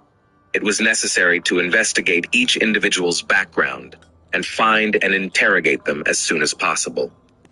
The house owner, who was the only one reachable by phone, had worked many years as a lawyer, known as a commanding, ambitious, and quite contentious woman. She had been married 3 times, and after becoming a widow several years ago, received a substantial inheritance. There was no financial necessity for her to rent a room to some guy, nor was Lisa known for her charity, suggesting she had some other interest in the matter. The young black man named Charles, or simply Chuck, Beltran, dreamed of making it on the music scene to build a rap career, but he lacked both money and connections. and his criminal past hindered him. However, about a year ago, he met Dyke, who moved him into her house, helped set up a small recording studio there, and even sponsored the filming of several music videos for the aspiring rapper. Moreover, she even bought him a car, paid for his entertainment, and fashionable clothes, while insisting that their relationship was strictly business, and she saw great potential in this talented young man. The money she spent on him was an investment. The situation with Nina Morano was even more intriguing. She and Lisa had been in an intimate relationship for a long time, and after Dyke became a widow, she stopped hiding her affair with her lover. Moreover, several months ago, the women officially legalized their union by getting married. Nina moved into her spouse's house, where Charles was already living. According to a close friend of hers, Lisa had an intimate relationship with the young musician. Although she vehemently denied this, she secretly told her friend how amazing a lover he was. Apparently, she was in love with him because after their relationship began, Dyke desperately tried to look younger. She lost 55 pounds, changed her image, started wearing bright makeup, and even got several colorful tattoos. Most importantly, she evicted her own children from the home, who in her view were already grown enough and interfered with her personal life. Clearly, Chuck also had a vested interest in living with a wealthy, albeit older lover, as she solved all his financial problems and helped him build a music career. However, he was a noticeable, attractive man in good physical shape, so women did not ignore him. He often engaged in fleeting flings with young women, which drove Lisa insane with jealousy. But what role did Nina Morano play in this whole story, and specifically in the case of Maricella's disappearance? According to the same close friend, Lisa's spouse was part of this strange love triangle. Was the only woman with whom Dyke not only allowed her young lover to sleep, but even insisted on it. Nina was also a successful lawyer and a very affluent woman. Thus, this trio lived in pleasure, sparing nothing. Interestingly, after their wedding, both women took the boy's last name, so the house was occupied by Charles, Lisa, and Nina Beltran. Where did the house's inhabitants vanish to? It was discovered that since the student's disappearance, no one had been seen at the house where her blood was found. Lisa was only contacted once. She answered a few questions, stated she was in another state, and thereafter her phone went unanswered. Nothing was known about the fate and whereabouts of Nina, as well as the main suspect, Charles. By tracking mobile phone signals, it was determined that on the night of October 5th, all three inhabitants, as well as the missing Maricela, were in the house. By early morning, their device signals had moved to a suburban area of Dallas, in a fairly deserted, wooded area. Then the signals disappeared, and a few days later, Lisa only responded from her second work phone, which later also became unreachable. The mutilated remains. Using geolocation data from the mobile devices, the route taken that night by the sought-after group was traced, and the stops they made were identified. It was presumed that somewhere in this area, they might have disposed of the missing student's body. This defined a broad search radius, but the area was vast and difficult to navigate, so progress was slow despite efforts. Closer to the new year, the search operation was halted as neither the body nor any clues were found. However, in March 2021, a local hunter wandering through the woods stumbled upon a human skull that appeared relatively fresh. He promptly reported his find to the police, and the remains were soon brought to a forensic laboratory for necessary examinations. Dental records confirmed that the body belonged to the Seattle student who had been missing for nearly half a year. However, the advanced state of decomposition and damage caused by wild animals made it impossible to establish the exact cause of death. Notably, several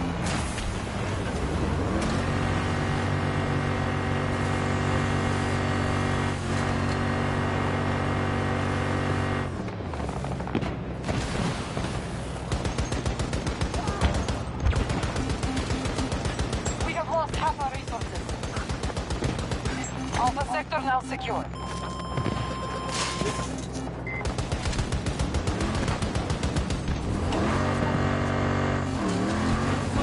Hey buddy, how's it going?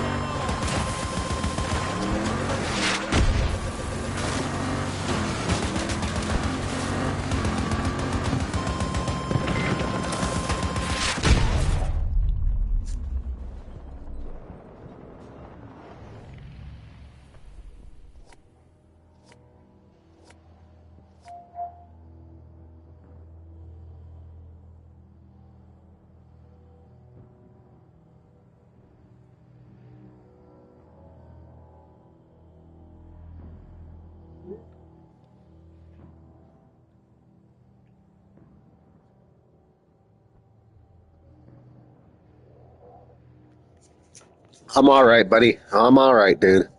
Just nice, nice, nice. Good choice. Good choice. That's a good choice. That's a very good choice. They have more sectors.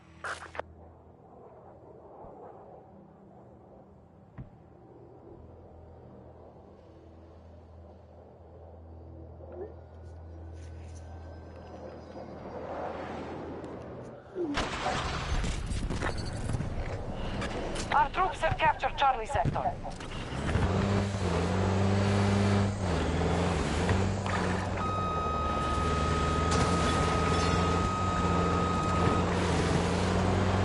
That's a good monitor. That's a good monitor.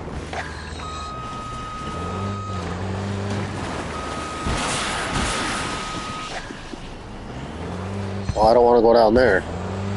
That's the river. Go down there, I'll be fucked.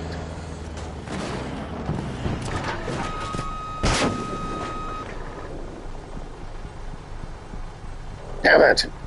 Fucking chopper.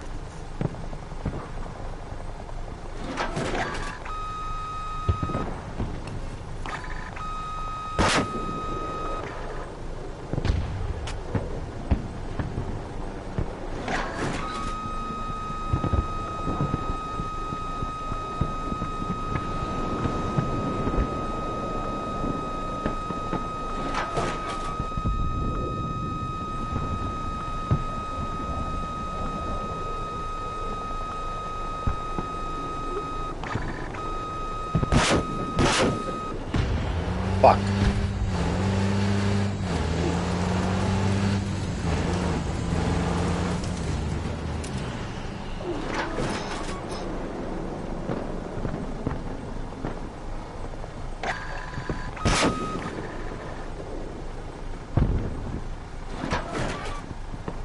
We have lost Delta sector to hostiles.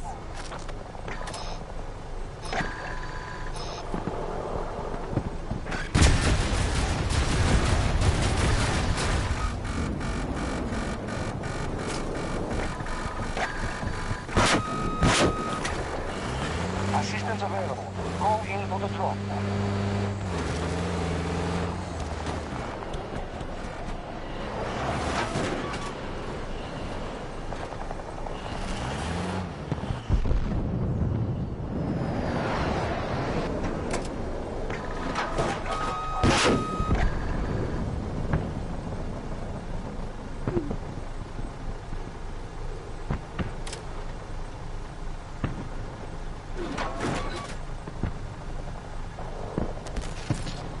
Our troops have command of Alpha sector.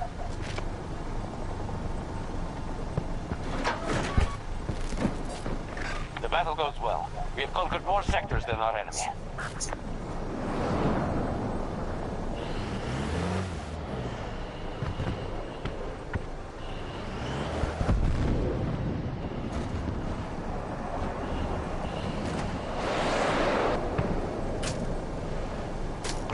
Enemy just secured Echo sector.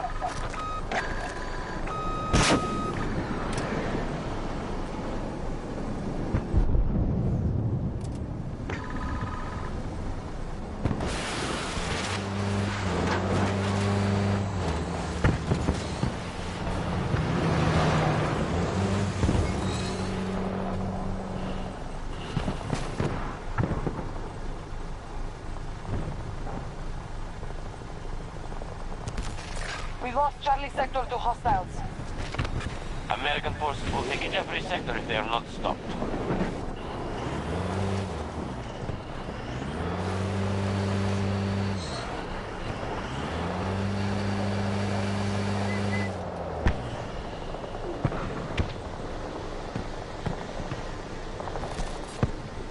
Sweet, can't wait. Can't wait, man. Can't wait. Hopefully your internet will be better too.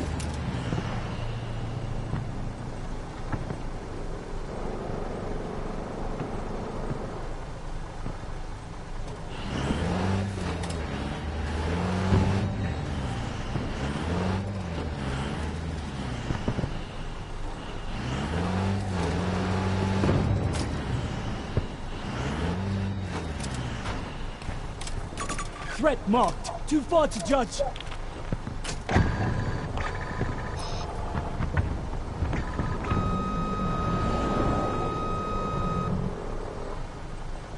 Come on, Chopper.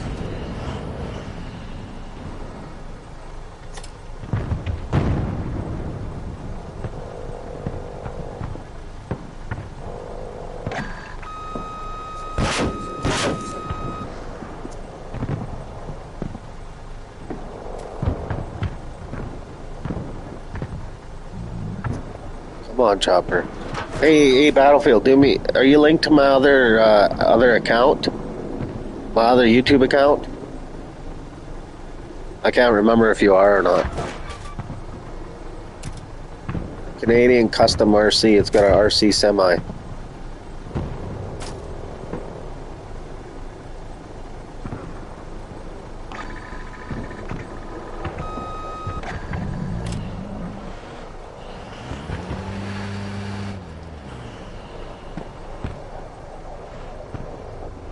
Hostiles are controlling this battle.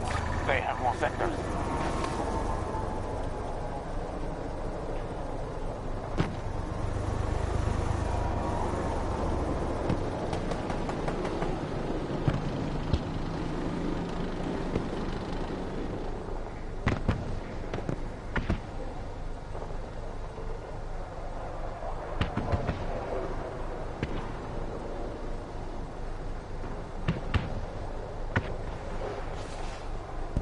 US forces have taken all of Echo Sector.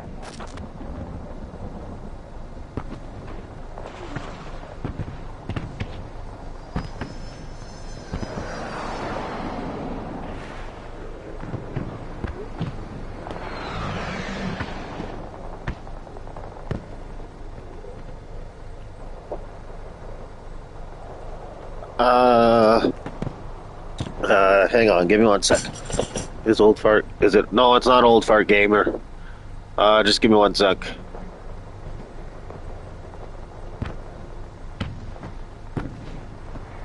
Our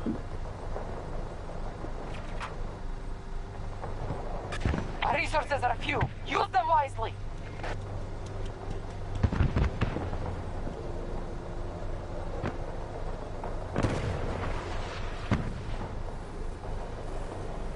There you go. Oh, that's not it. Hold on. Our troops have secured Charlie Sector. Hold on, I put the wrong... Just don't click on that one.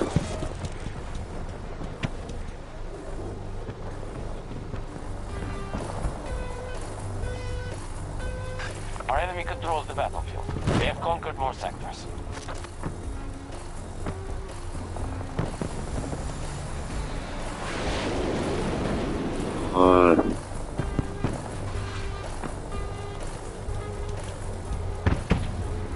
How the hell did I... Where is that? Just give me a sec, I gotta find it. There we go.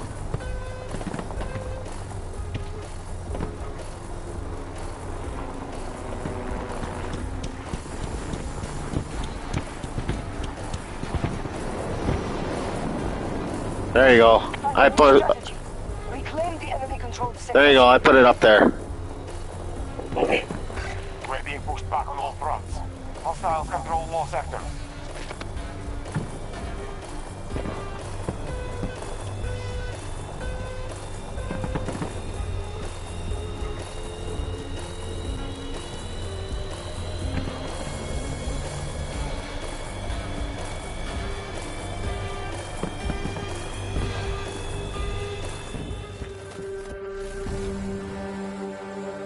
Our defeat is inevitable here, but we can endure this loss.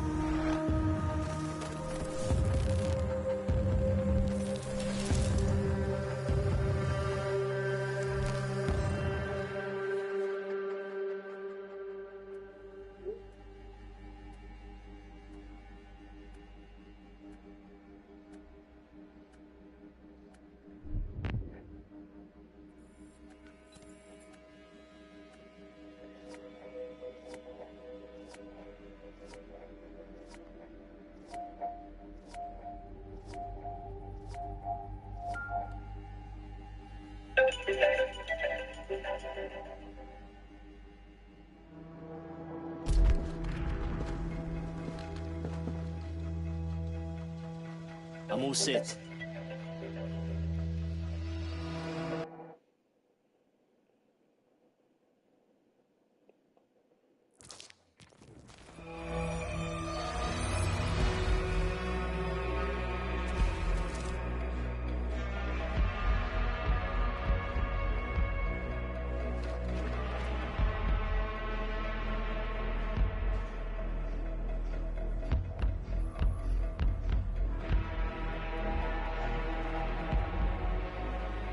Armed and ready.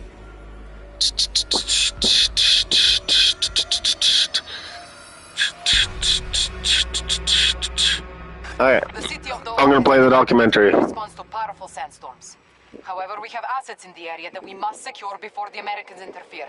We are going to retrieve them. What We the need a hell? benchmark location defending against American aggression. Oh, you're already subbed? Okay, okay. I wasn't too sure if you were or not. That's my bad. That was my bad. I wasn't too sure. Damn it, I missed my chance of all the vehicles.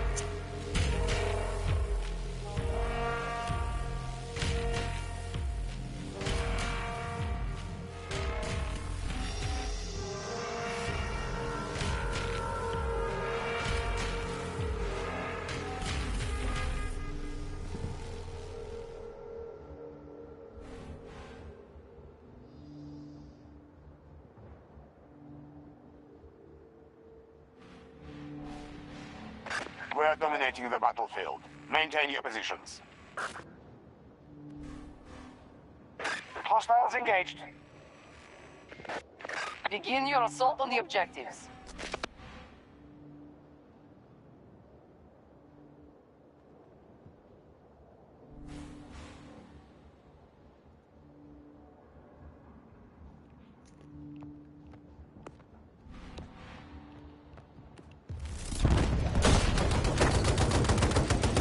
Dude, there's a tank behind us.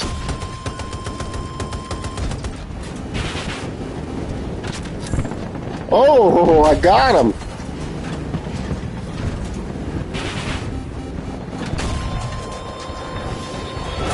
Ahead of us!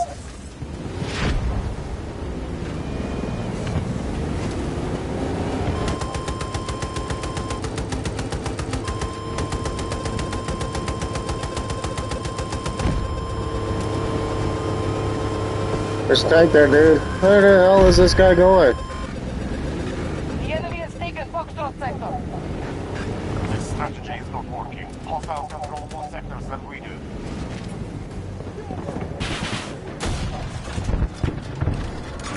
Marking danger! 70 meters from your position! Oh shit. I'm getting out of that bullshit. Hey, get out of my way, dude. You're gonna get me fucking killed. I'm not having any part in that. Fuck that. I fucking Audi. Any, many, miny, mo, catch a tiger by the come on.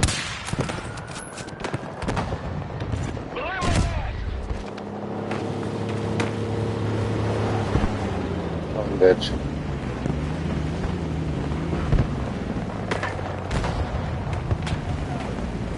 Not a hit him, dude. Forming in the region. Be careful, but do not let it stop you. Incoming storm! Come on. They have taken Charlie sector. Oh, what the hell's going on here?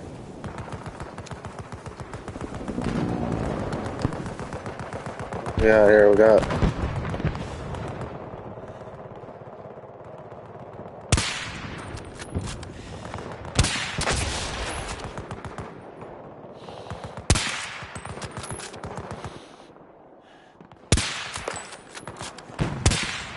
Fuck.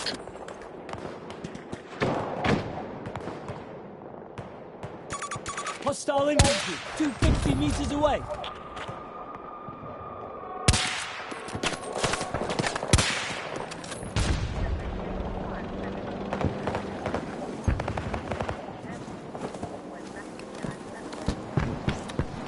Occupation of Foxtrot sector complete. Vehicle down here! Copy. Vehicle assigned and inbound. Yes. Yes.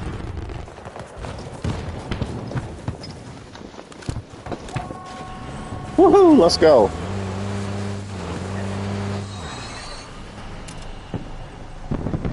Eeny, meeny, miny, mo. Catch a tiger by the toe.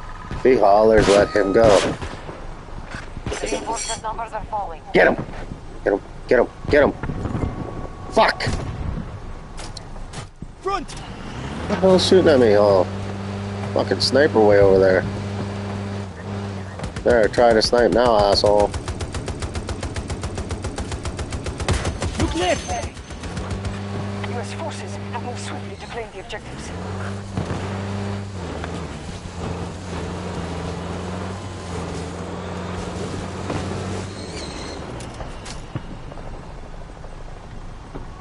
Come on. Fuck. Fuck. Oh, they got two little buzzards? What the fuck?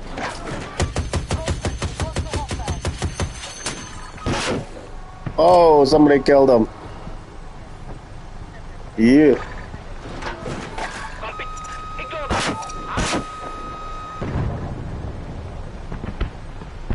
Damn it. Yeah, I know I gotta shoot higher with my sniper rifle.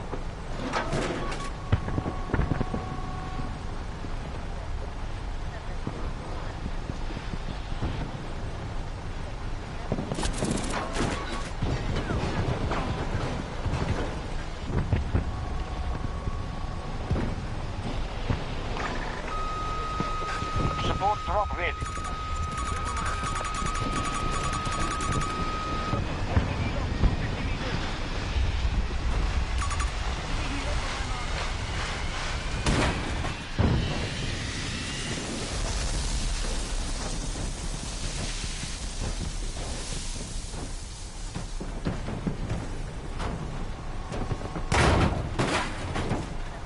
Oh shit, I can't see. We're gonna shoot blind, guys. We're gonna shoot blind. Fuck, I don't even know where all the choppers are. Talk about a fucking dust storm.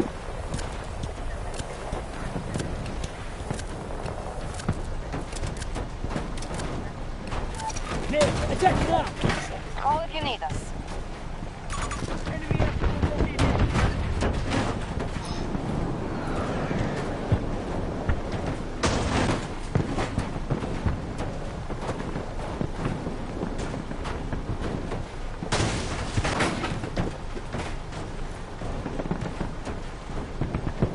Hostiles control Bravo sector.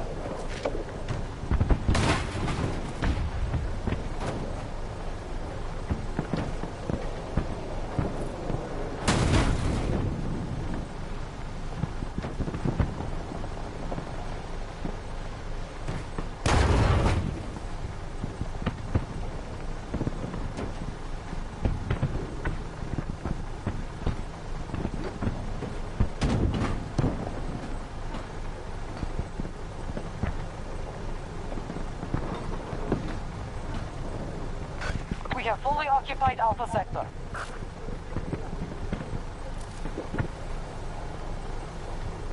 Our troop strength is down to 50%.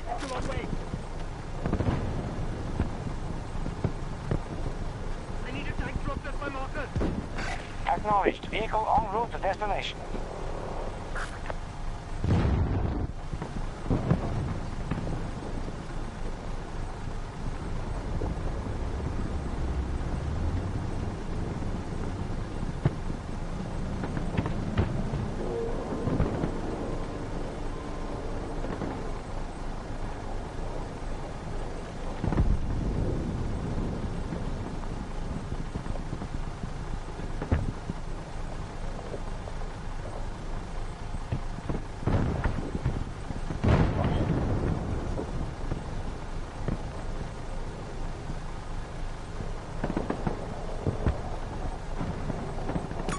Attack helicopter! 250 meters away! We now control Echo sector.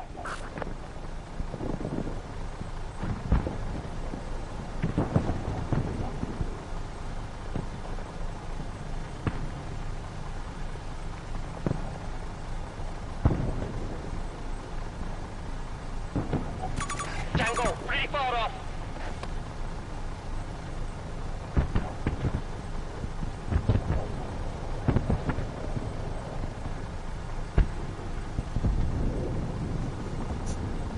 Okay, now I can see.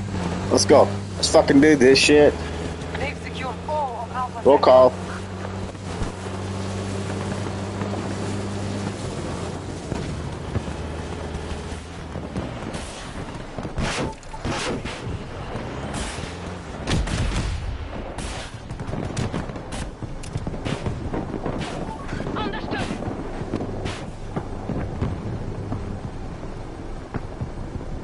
Roll call.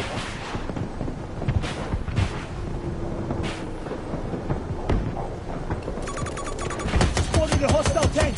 Around 300 meters. Battalion 1.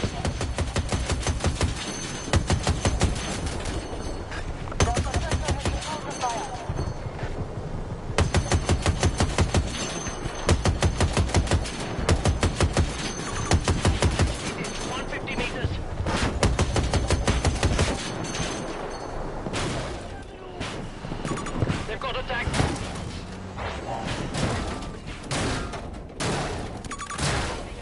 250 meters. Blocking Tango. Located hostile tank. Here's their transports, pretty far off.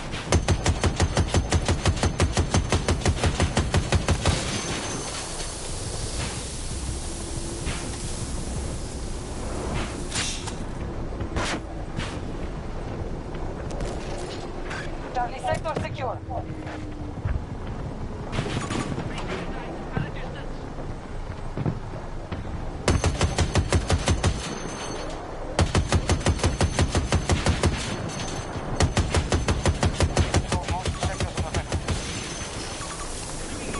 Found trouble. One of our objectives is under attack.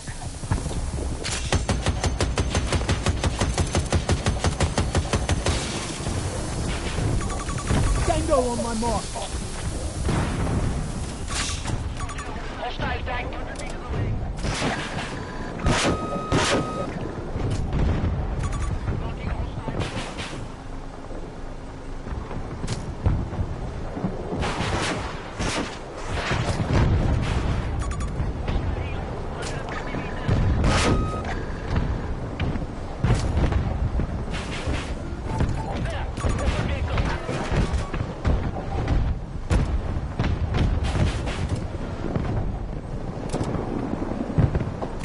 Tango, 170 meters away.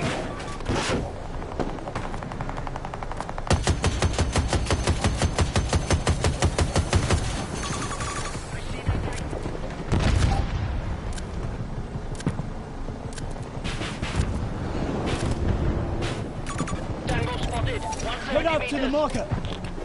Forget it. Move out to that marker.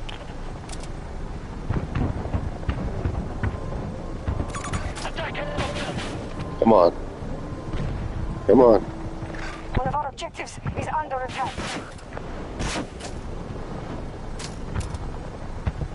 We've taken control of Gulf sector.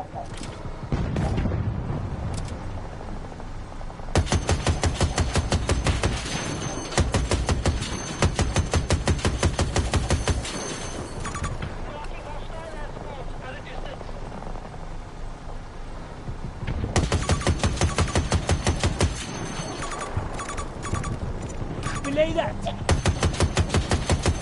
Marking straight.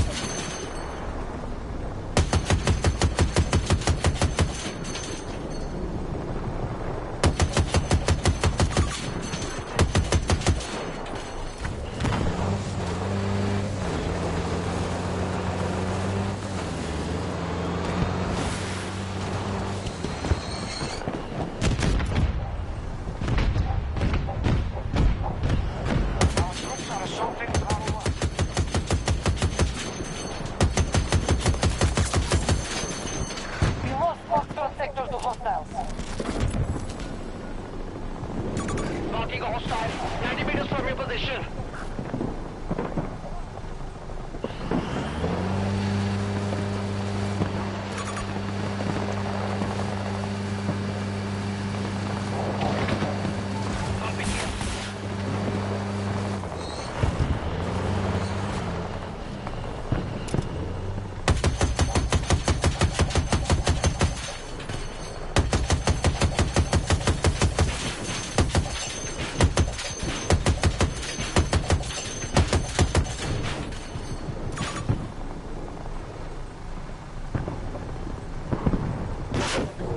whole squad's got this whole corner. Bravo sector is now ours. Come on, choppers. We know you guys want to come out and play.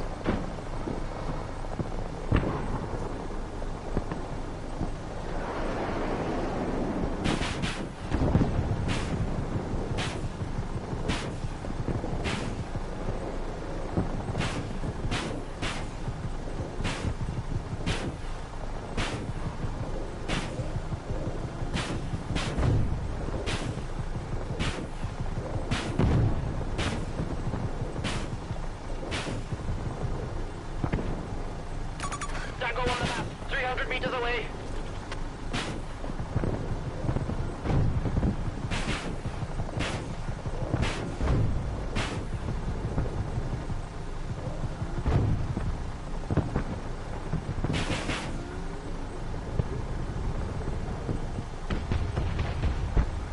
Our enemy has taken Gulf sector.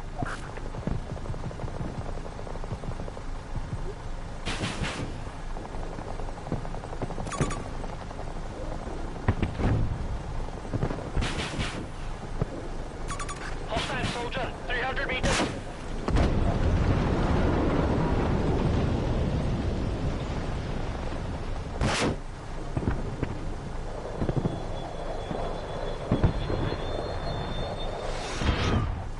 Miss me, bitch. Try that again. We don't have much more to commit. We must end this.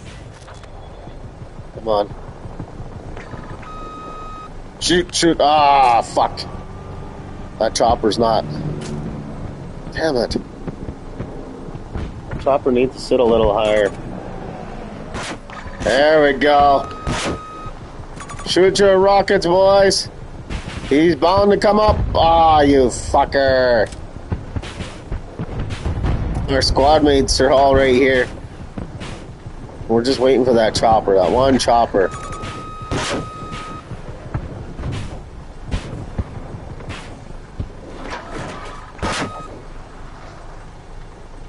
Hostiles Get him. control Foxtrot sector. Yes. Got a hit on him. Miss me. Na boo boo, you can't kiss me.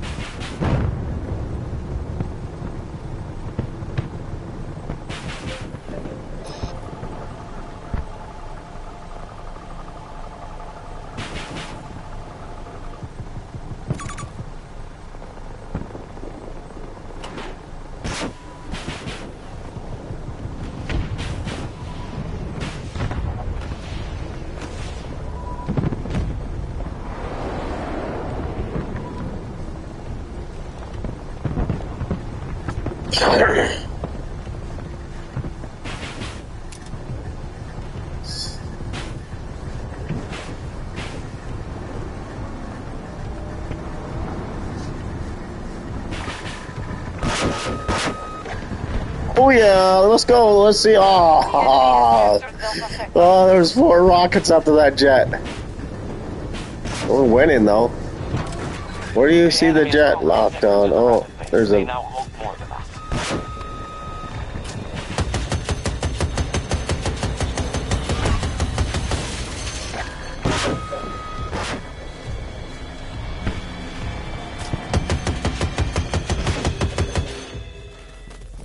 We lost.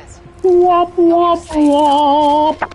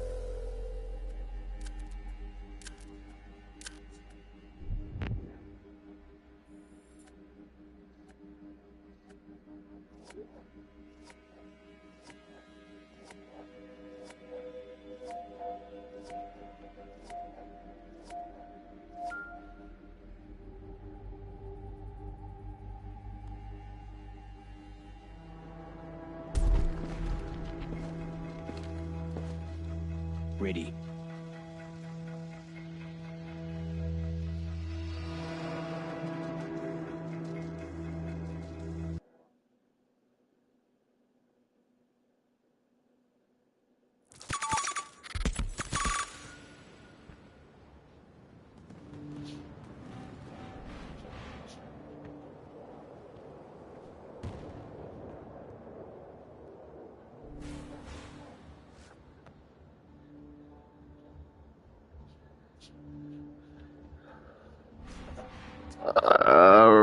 Roll call.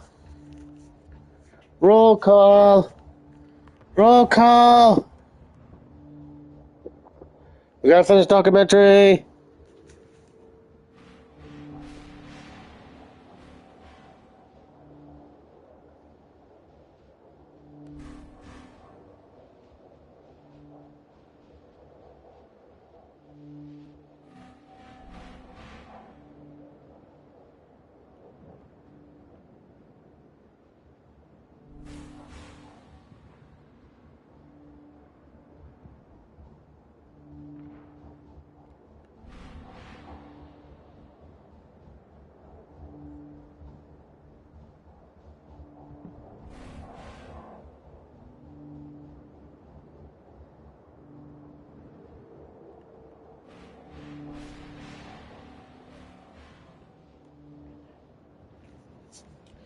Woo! Yes, please.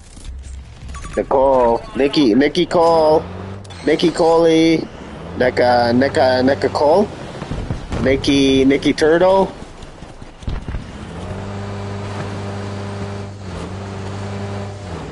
Delta sector has fallen to hostiles.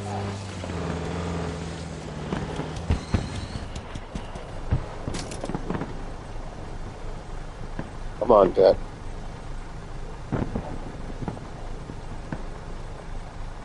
Our forces have taken a substantial blow.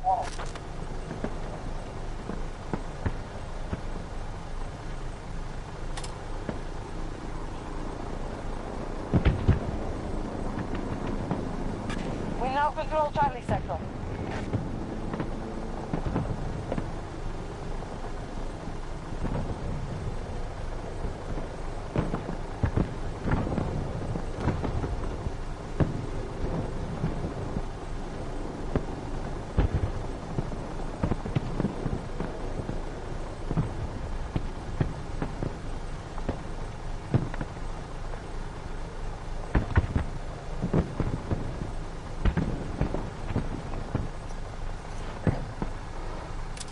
Status report. U.S. forces have moved swiftly to claim the objectives.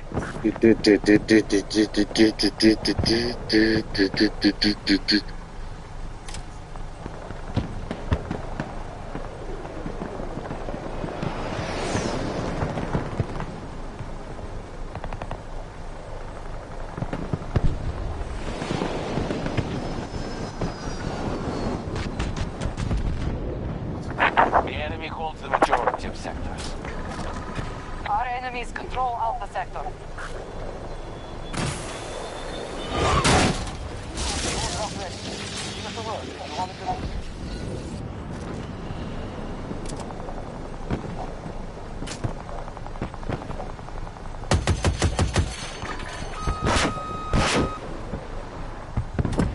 Woo! Did you see that? Did you see that battlefield?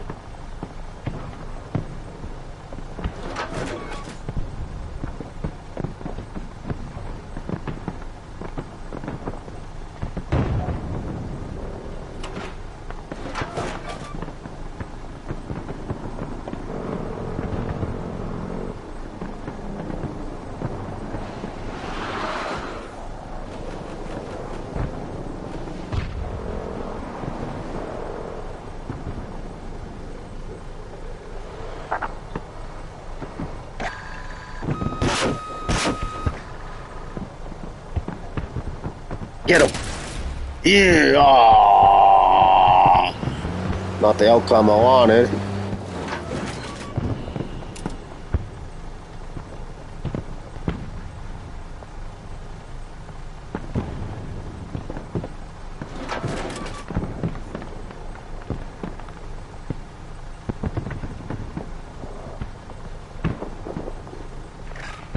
secured Echo Sector.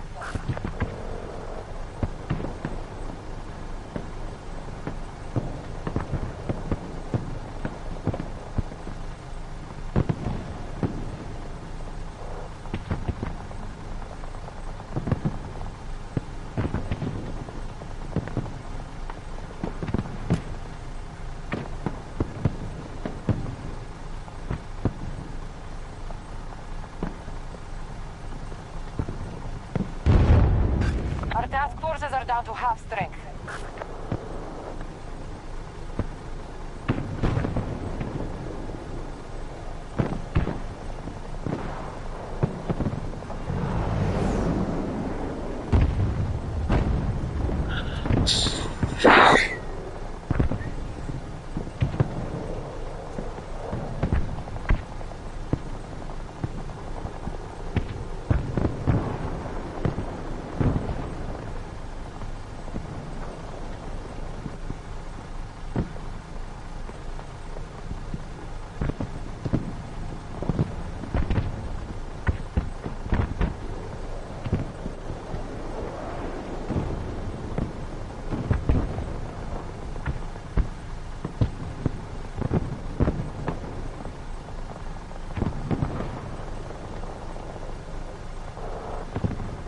Characteristic marks on the bones suggested knife wounds, but it was unclear whether these were the fatal injuries. The arrest of the first suspects. Soon after the grim discovery in the forest, authorities managed to track down Lisa, who had moved to Florida with Nina and rented a house in Miami by the ocean. Unfortunately, only Nina could be apprehended, while her spouse, learning about the situation, hurriedly went into hiding. There were no traces of Charles, although he periodically communicated with former girlfriends via messengers. In her last correspondence, Dyke mentioned that the young woman's body had been found and warned everyone to be extremely cautious as the police were on their trail. Nina, now incarcerated, refused to provide any information, claiming she knew nothing about Maricella's fate. Meanwhile, Lisa, using all her connections, attempted to hire a good lawyer for her spouse. It also emerged that while in Florida, Nina had put her house in South Carolina up for sale, trying to liquidate it as quickly as possible. It was likely that the women needed the money to continue hiding or to leave the country altogether. A month later, authorities successfully located and arrested Lisa, after which both women were transported back to Dallas. Initial interrogations yielded no results, and a bail of $500,000 was set for each suspect. They managed to post the significant amount and were released under house arrest. However, the women were fitted with tracking bracelets, which allowed their whereabouts to be monitored. A bold escape attempt. In August of the same year, police traced Charles to Utah, hiding at the house of one of his ex-girlfriends. The woman, who was raising a 5-year-old son fathered by Beltran, was so pleased that the child's father had returned to her that she didn't question the reasons for his unexpected decision. The arrested man initially refused to testify or cooperate with the police. He still hoped that his wealthy lover, using her money and connections, would hire a good lawyer for him and help him avoid prison, but soon the situation drastically changed. On Christmas Eve of December 2021, the tracking bracelets worn by Lisa and Nina, who had been released on bail, suddenly went offline. Due to holiday chaos and high activity, it took until the next day to send a squad to their location. But by then, the suspects were nowhere to be found. It soon turned out that they had been meticulously planning their escape for months. And by the time the police went after them, they had already illegally crossed the border into Mexico. From there, they flew to South Korea, and their trail was lost in Cambodia. The FBI was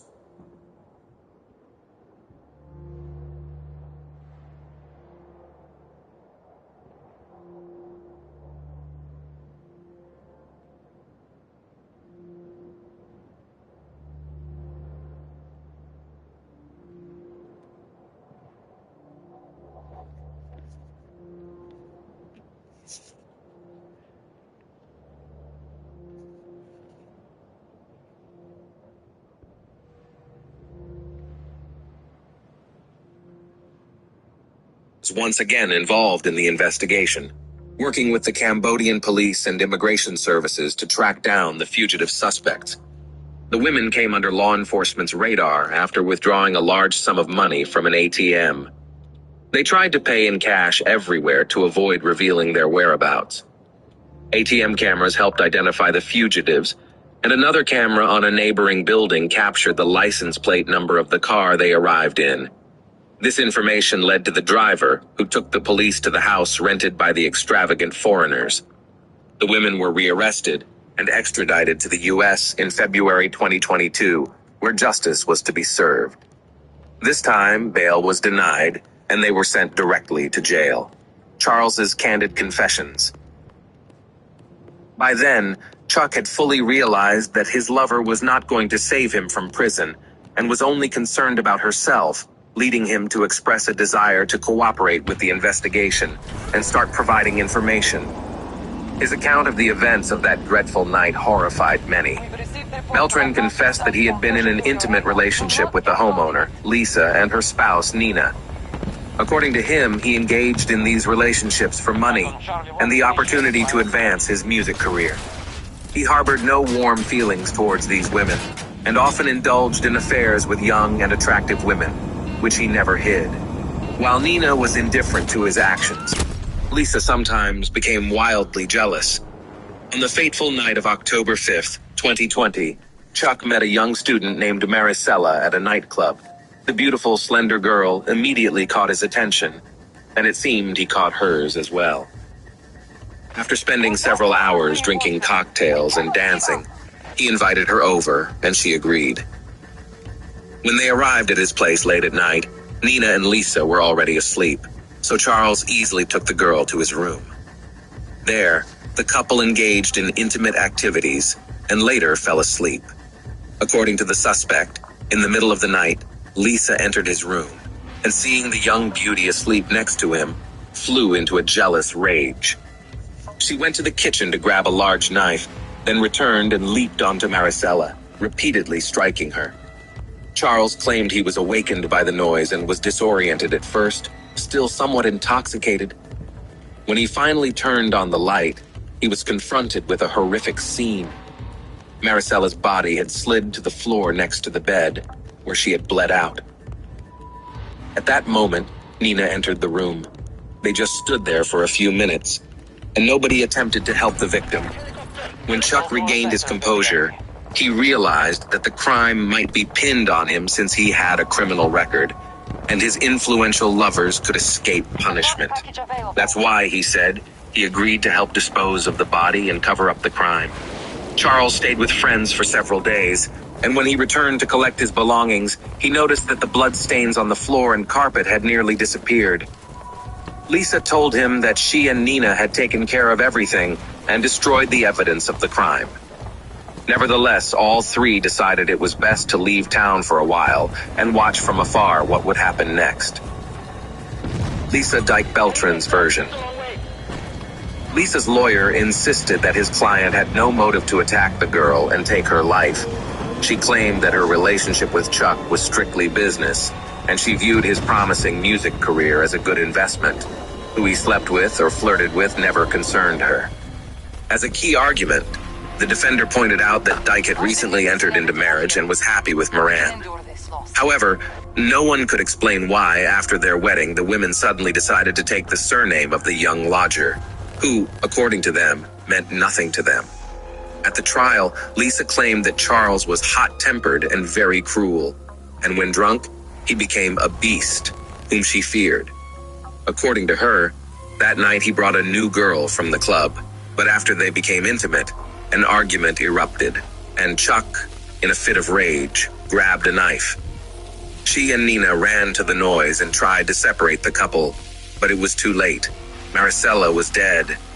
They helped dispose of the body and clean up the scene under the threat of becoming his next victims. Witness testimonies. Lisa's friend, who testified in court, claimed that Lisa was literally obsessed with Chuck and had repeatedly confessed to her an uncontrollable desire to eliminate any girl who got close to her young lover.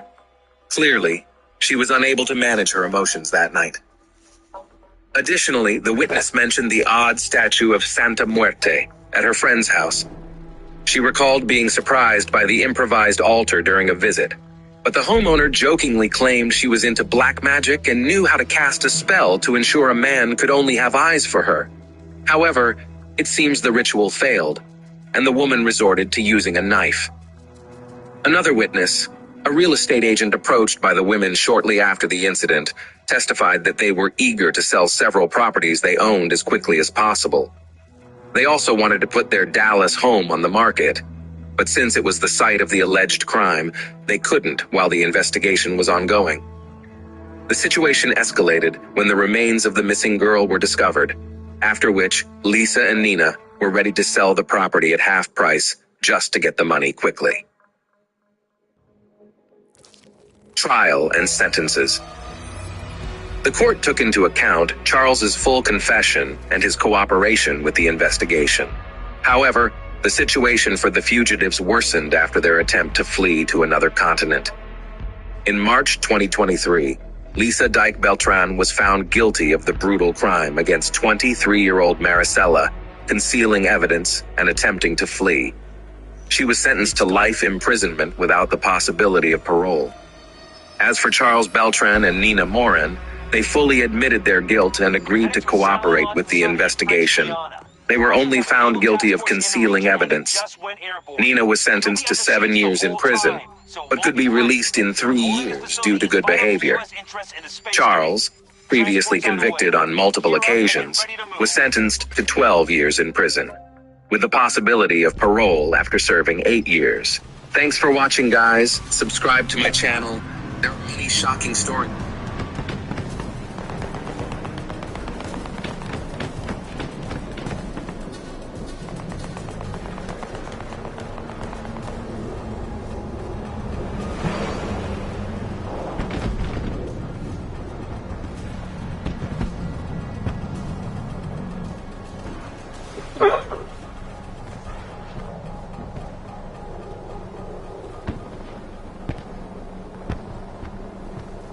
Sector Alpha has been lost to hostiles.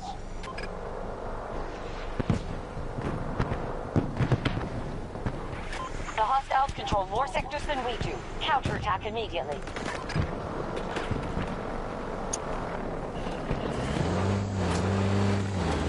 All right. That is the end of the 2 documentaries. They were interesting. Oh, my poor stomach. It hurts. It hurts. Oh, not my stomach. Sorry, my shoulder.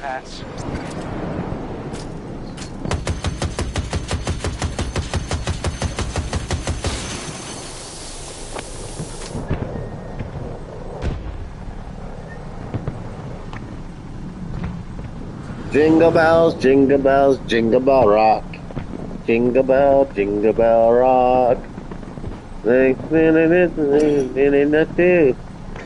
what it's all about. Yeah, I took my medication. I sure did, doctor.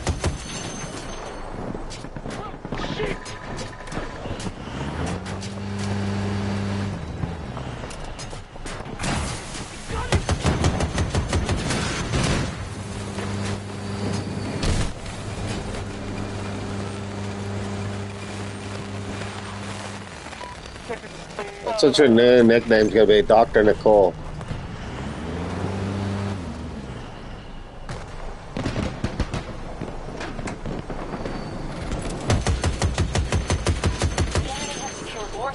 Dr. Nicole.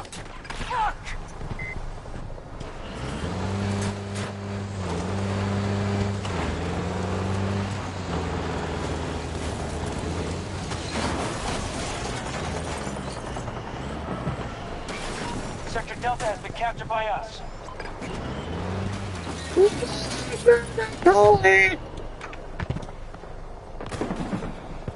Nikki Coley. Nikki Coley. Yeah.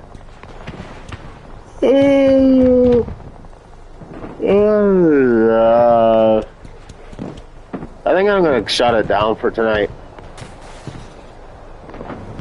I want to thank everybody for watching. until then, we shall see you all later. Peace.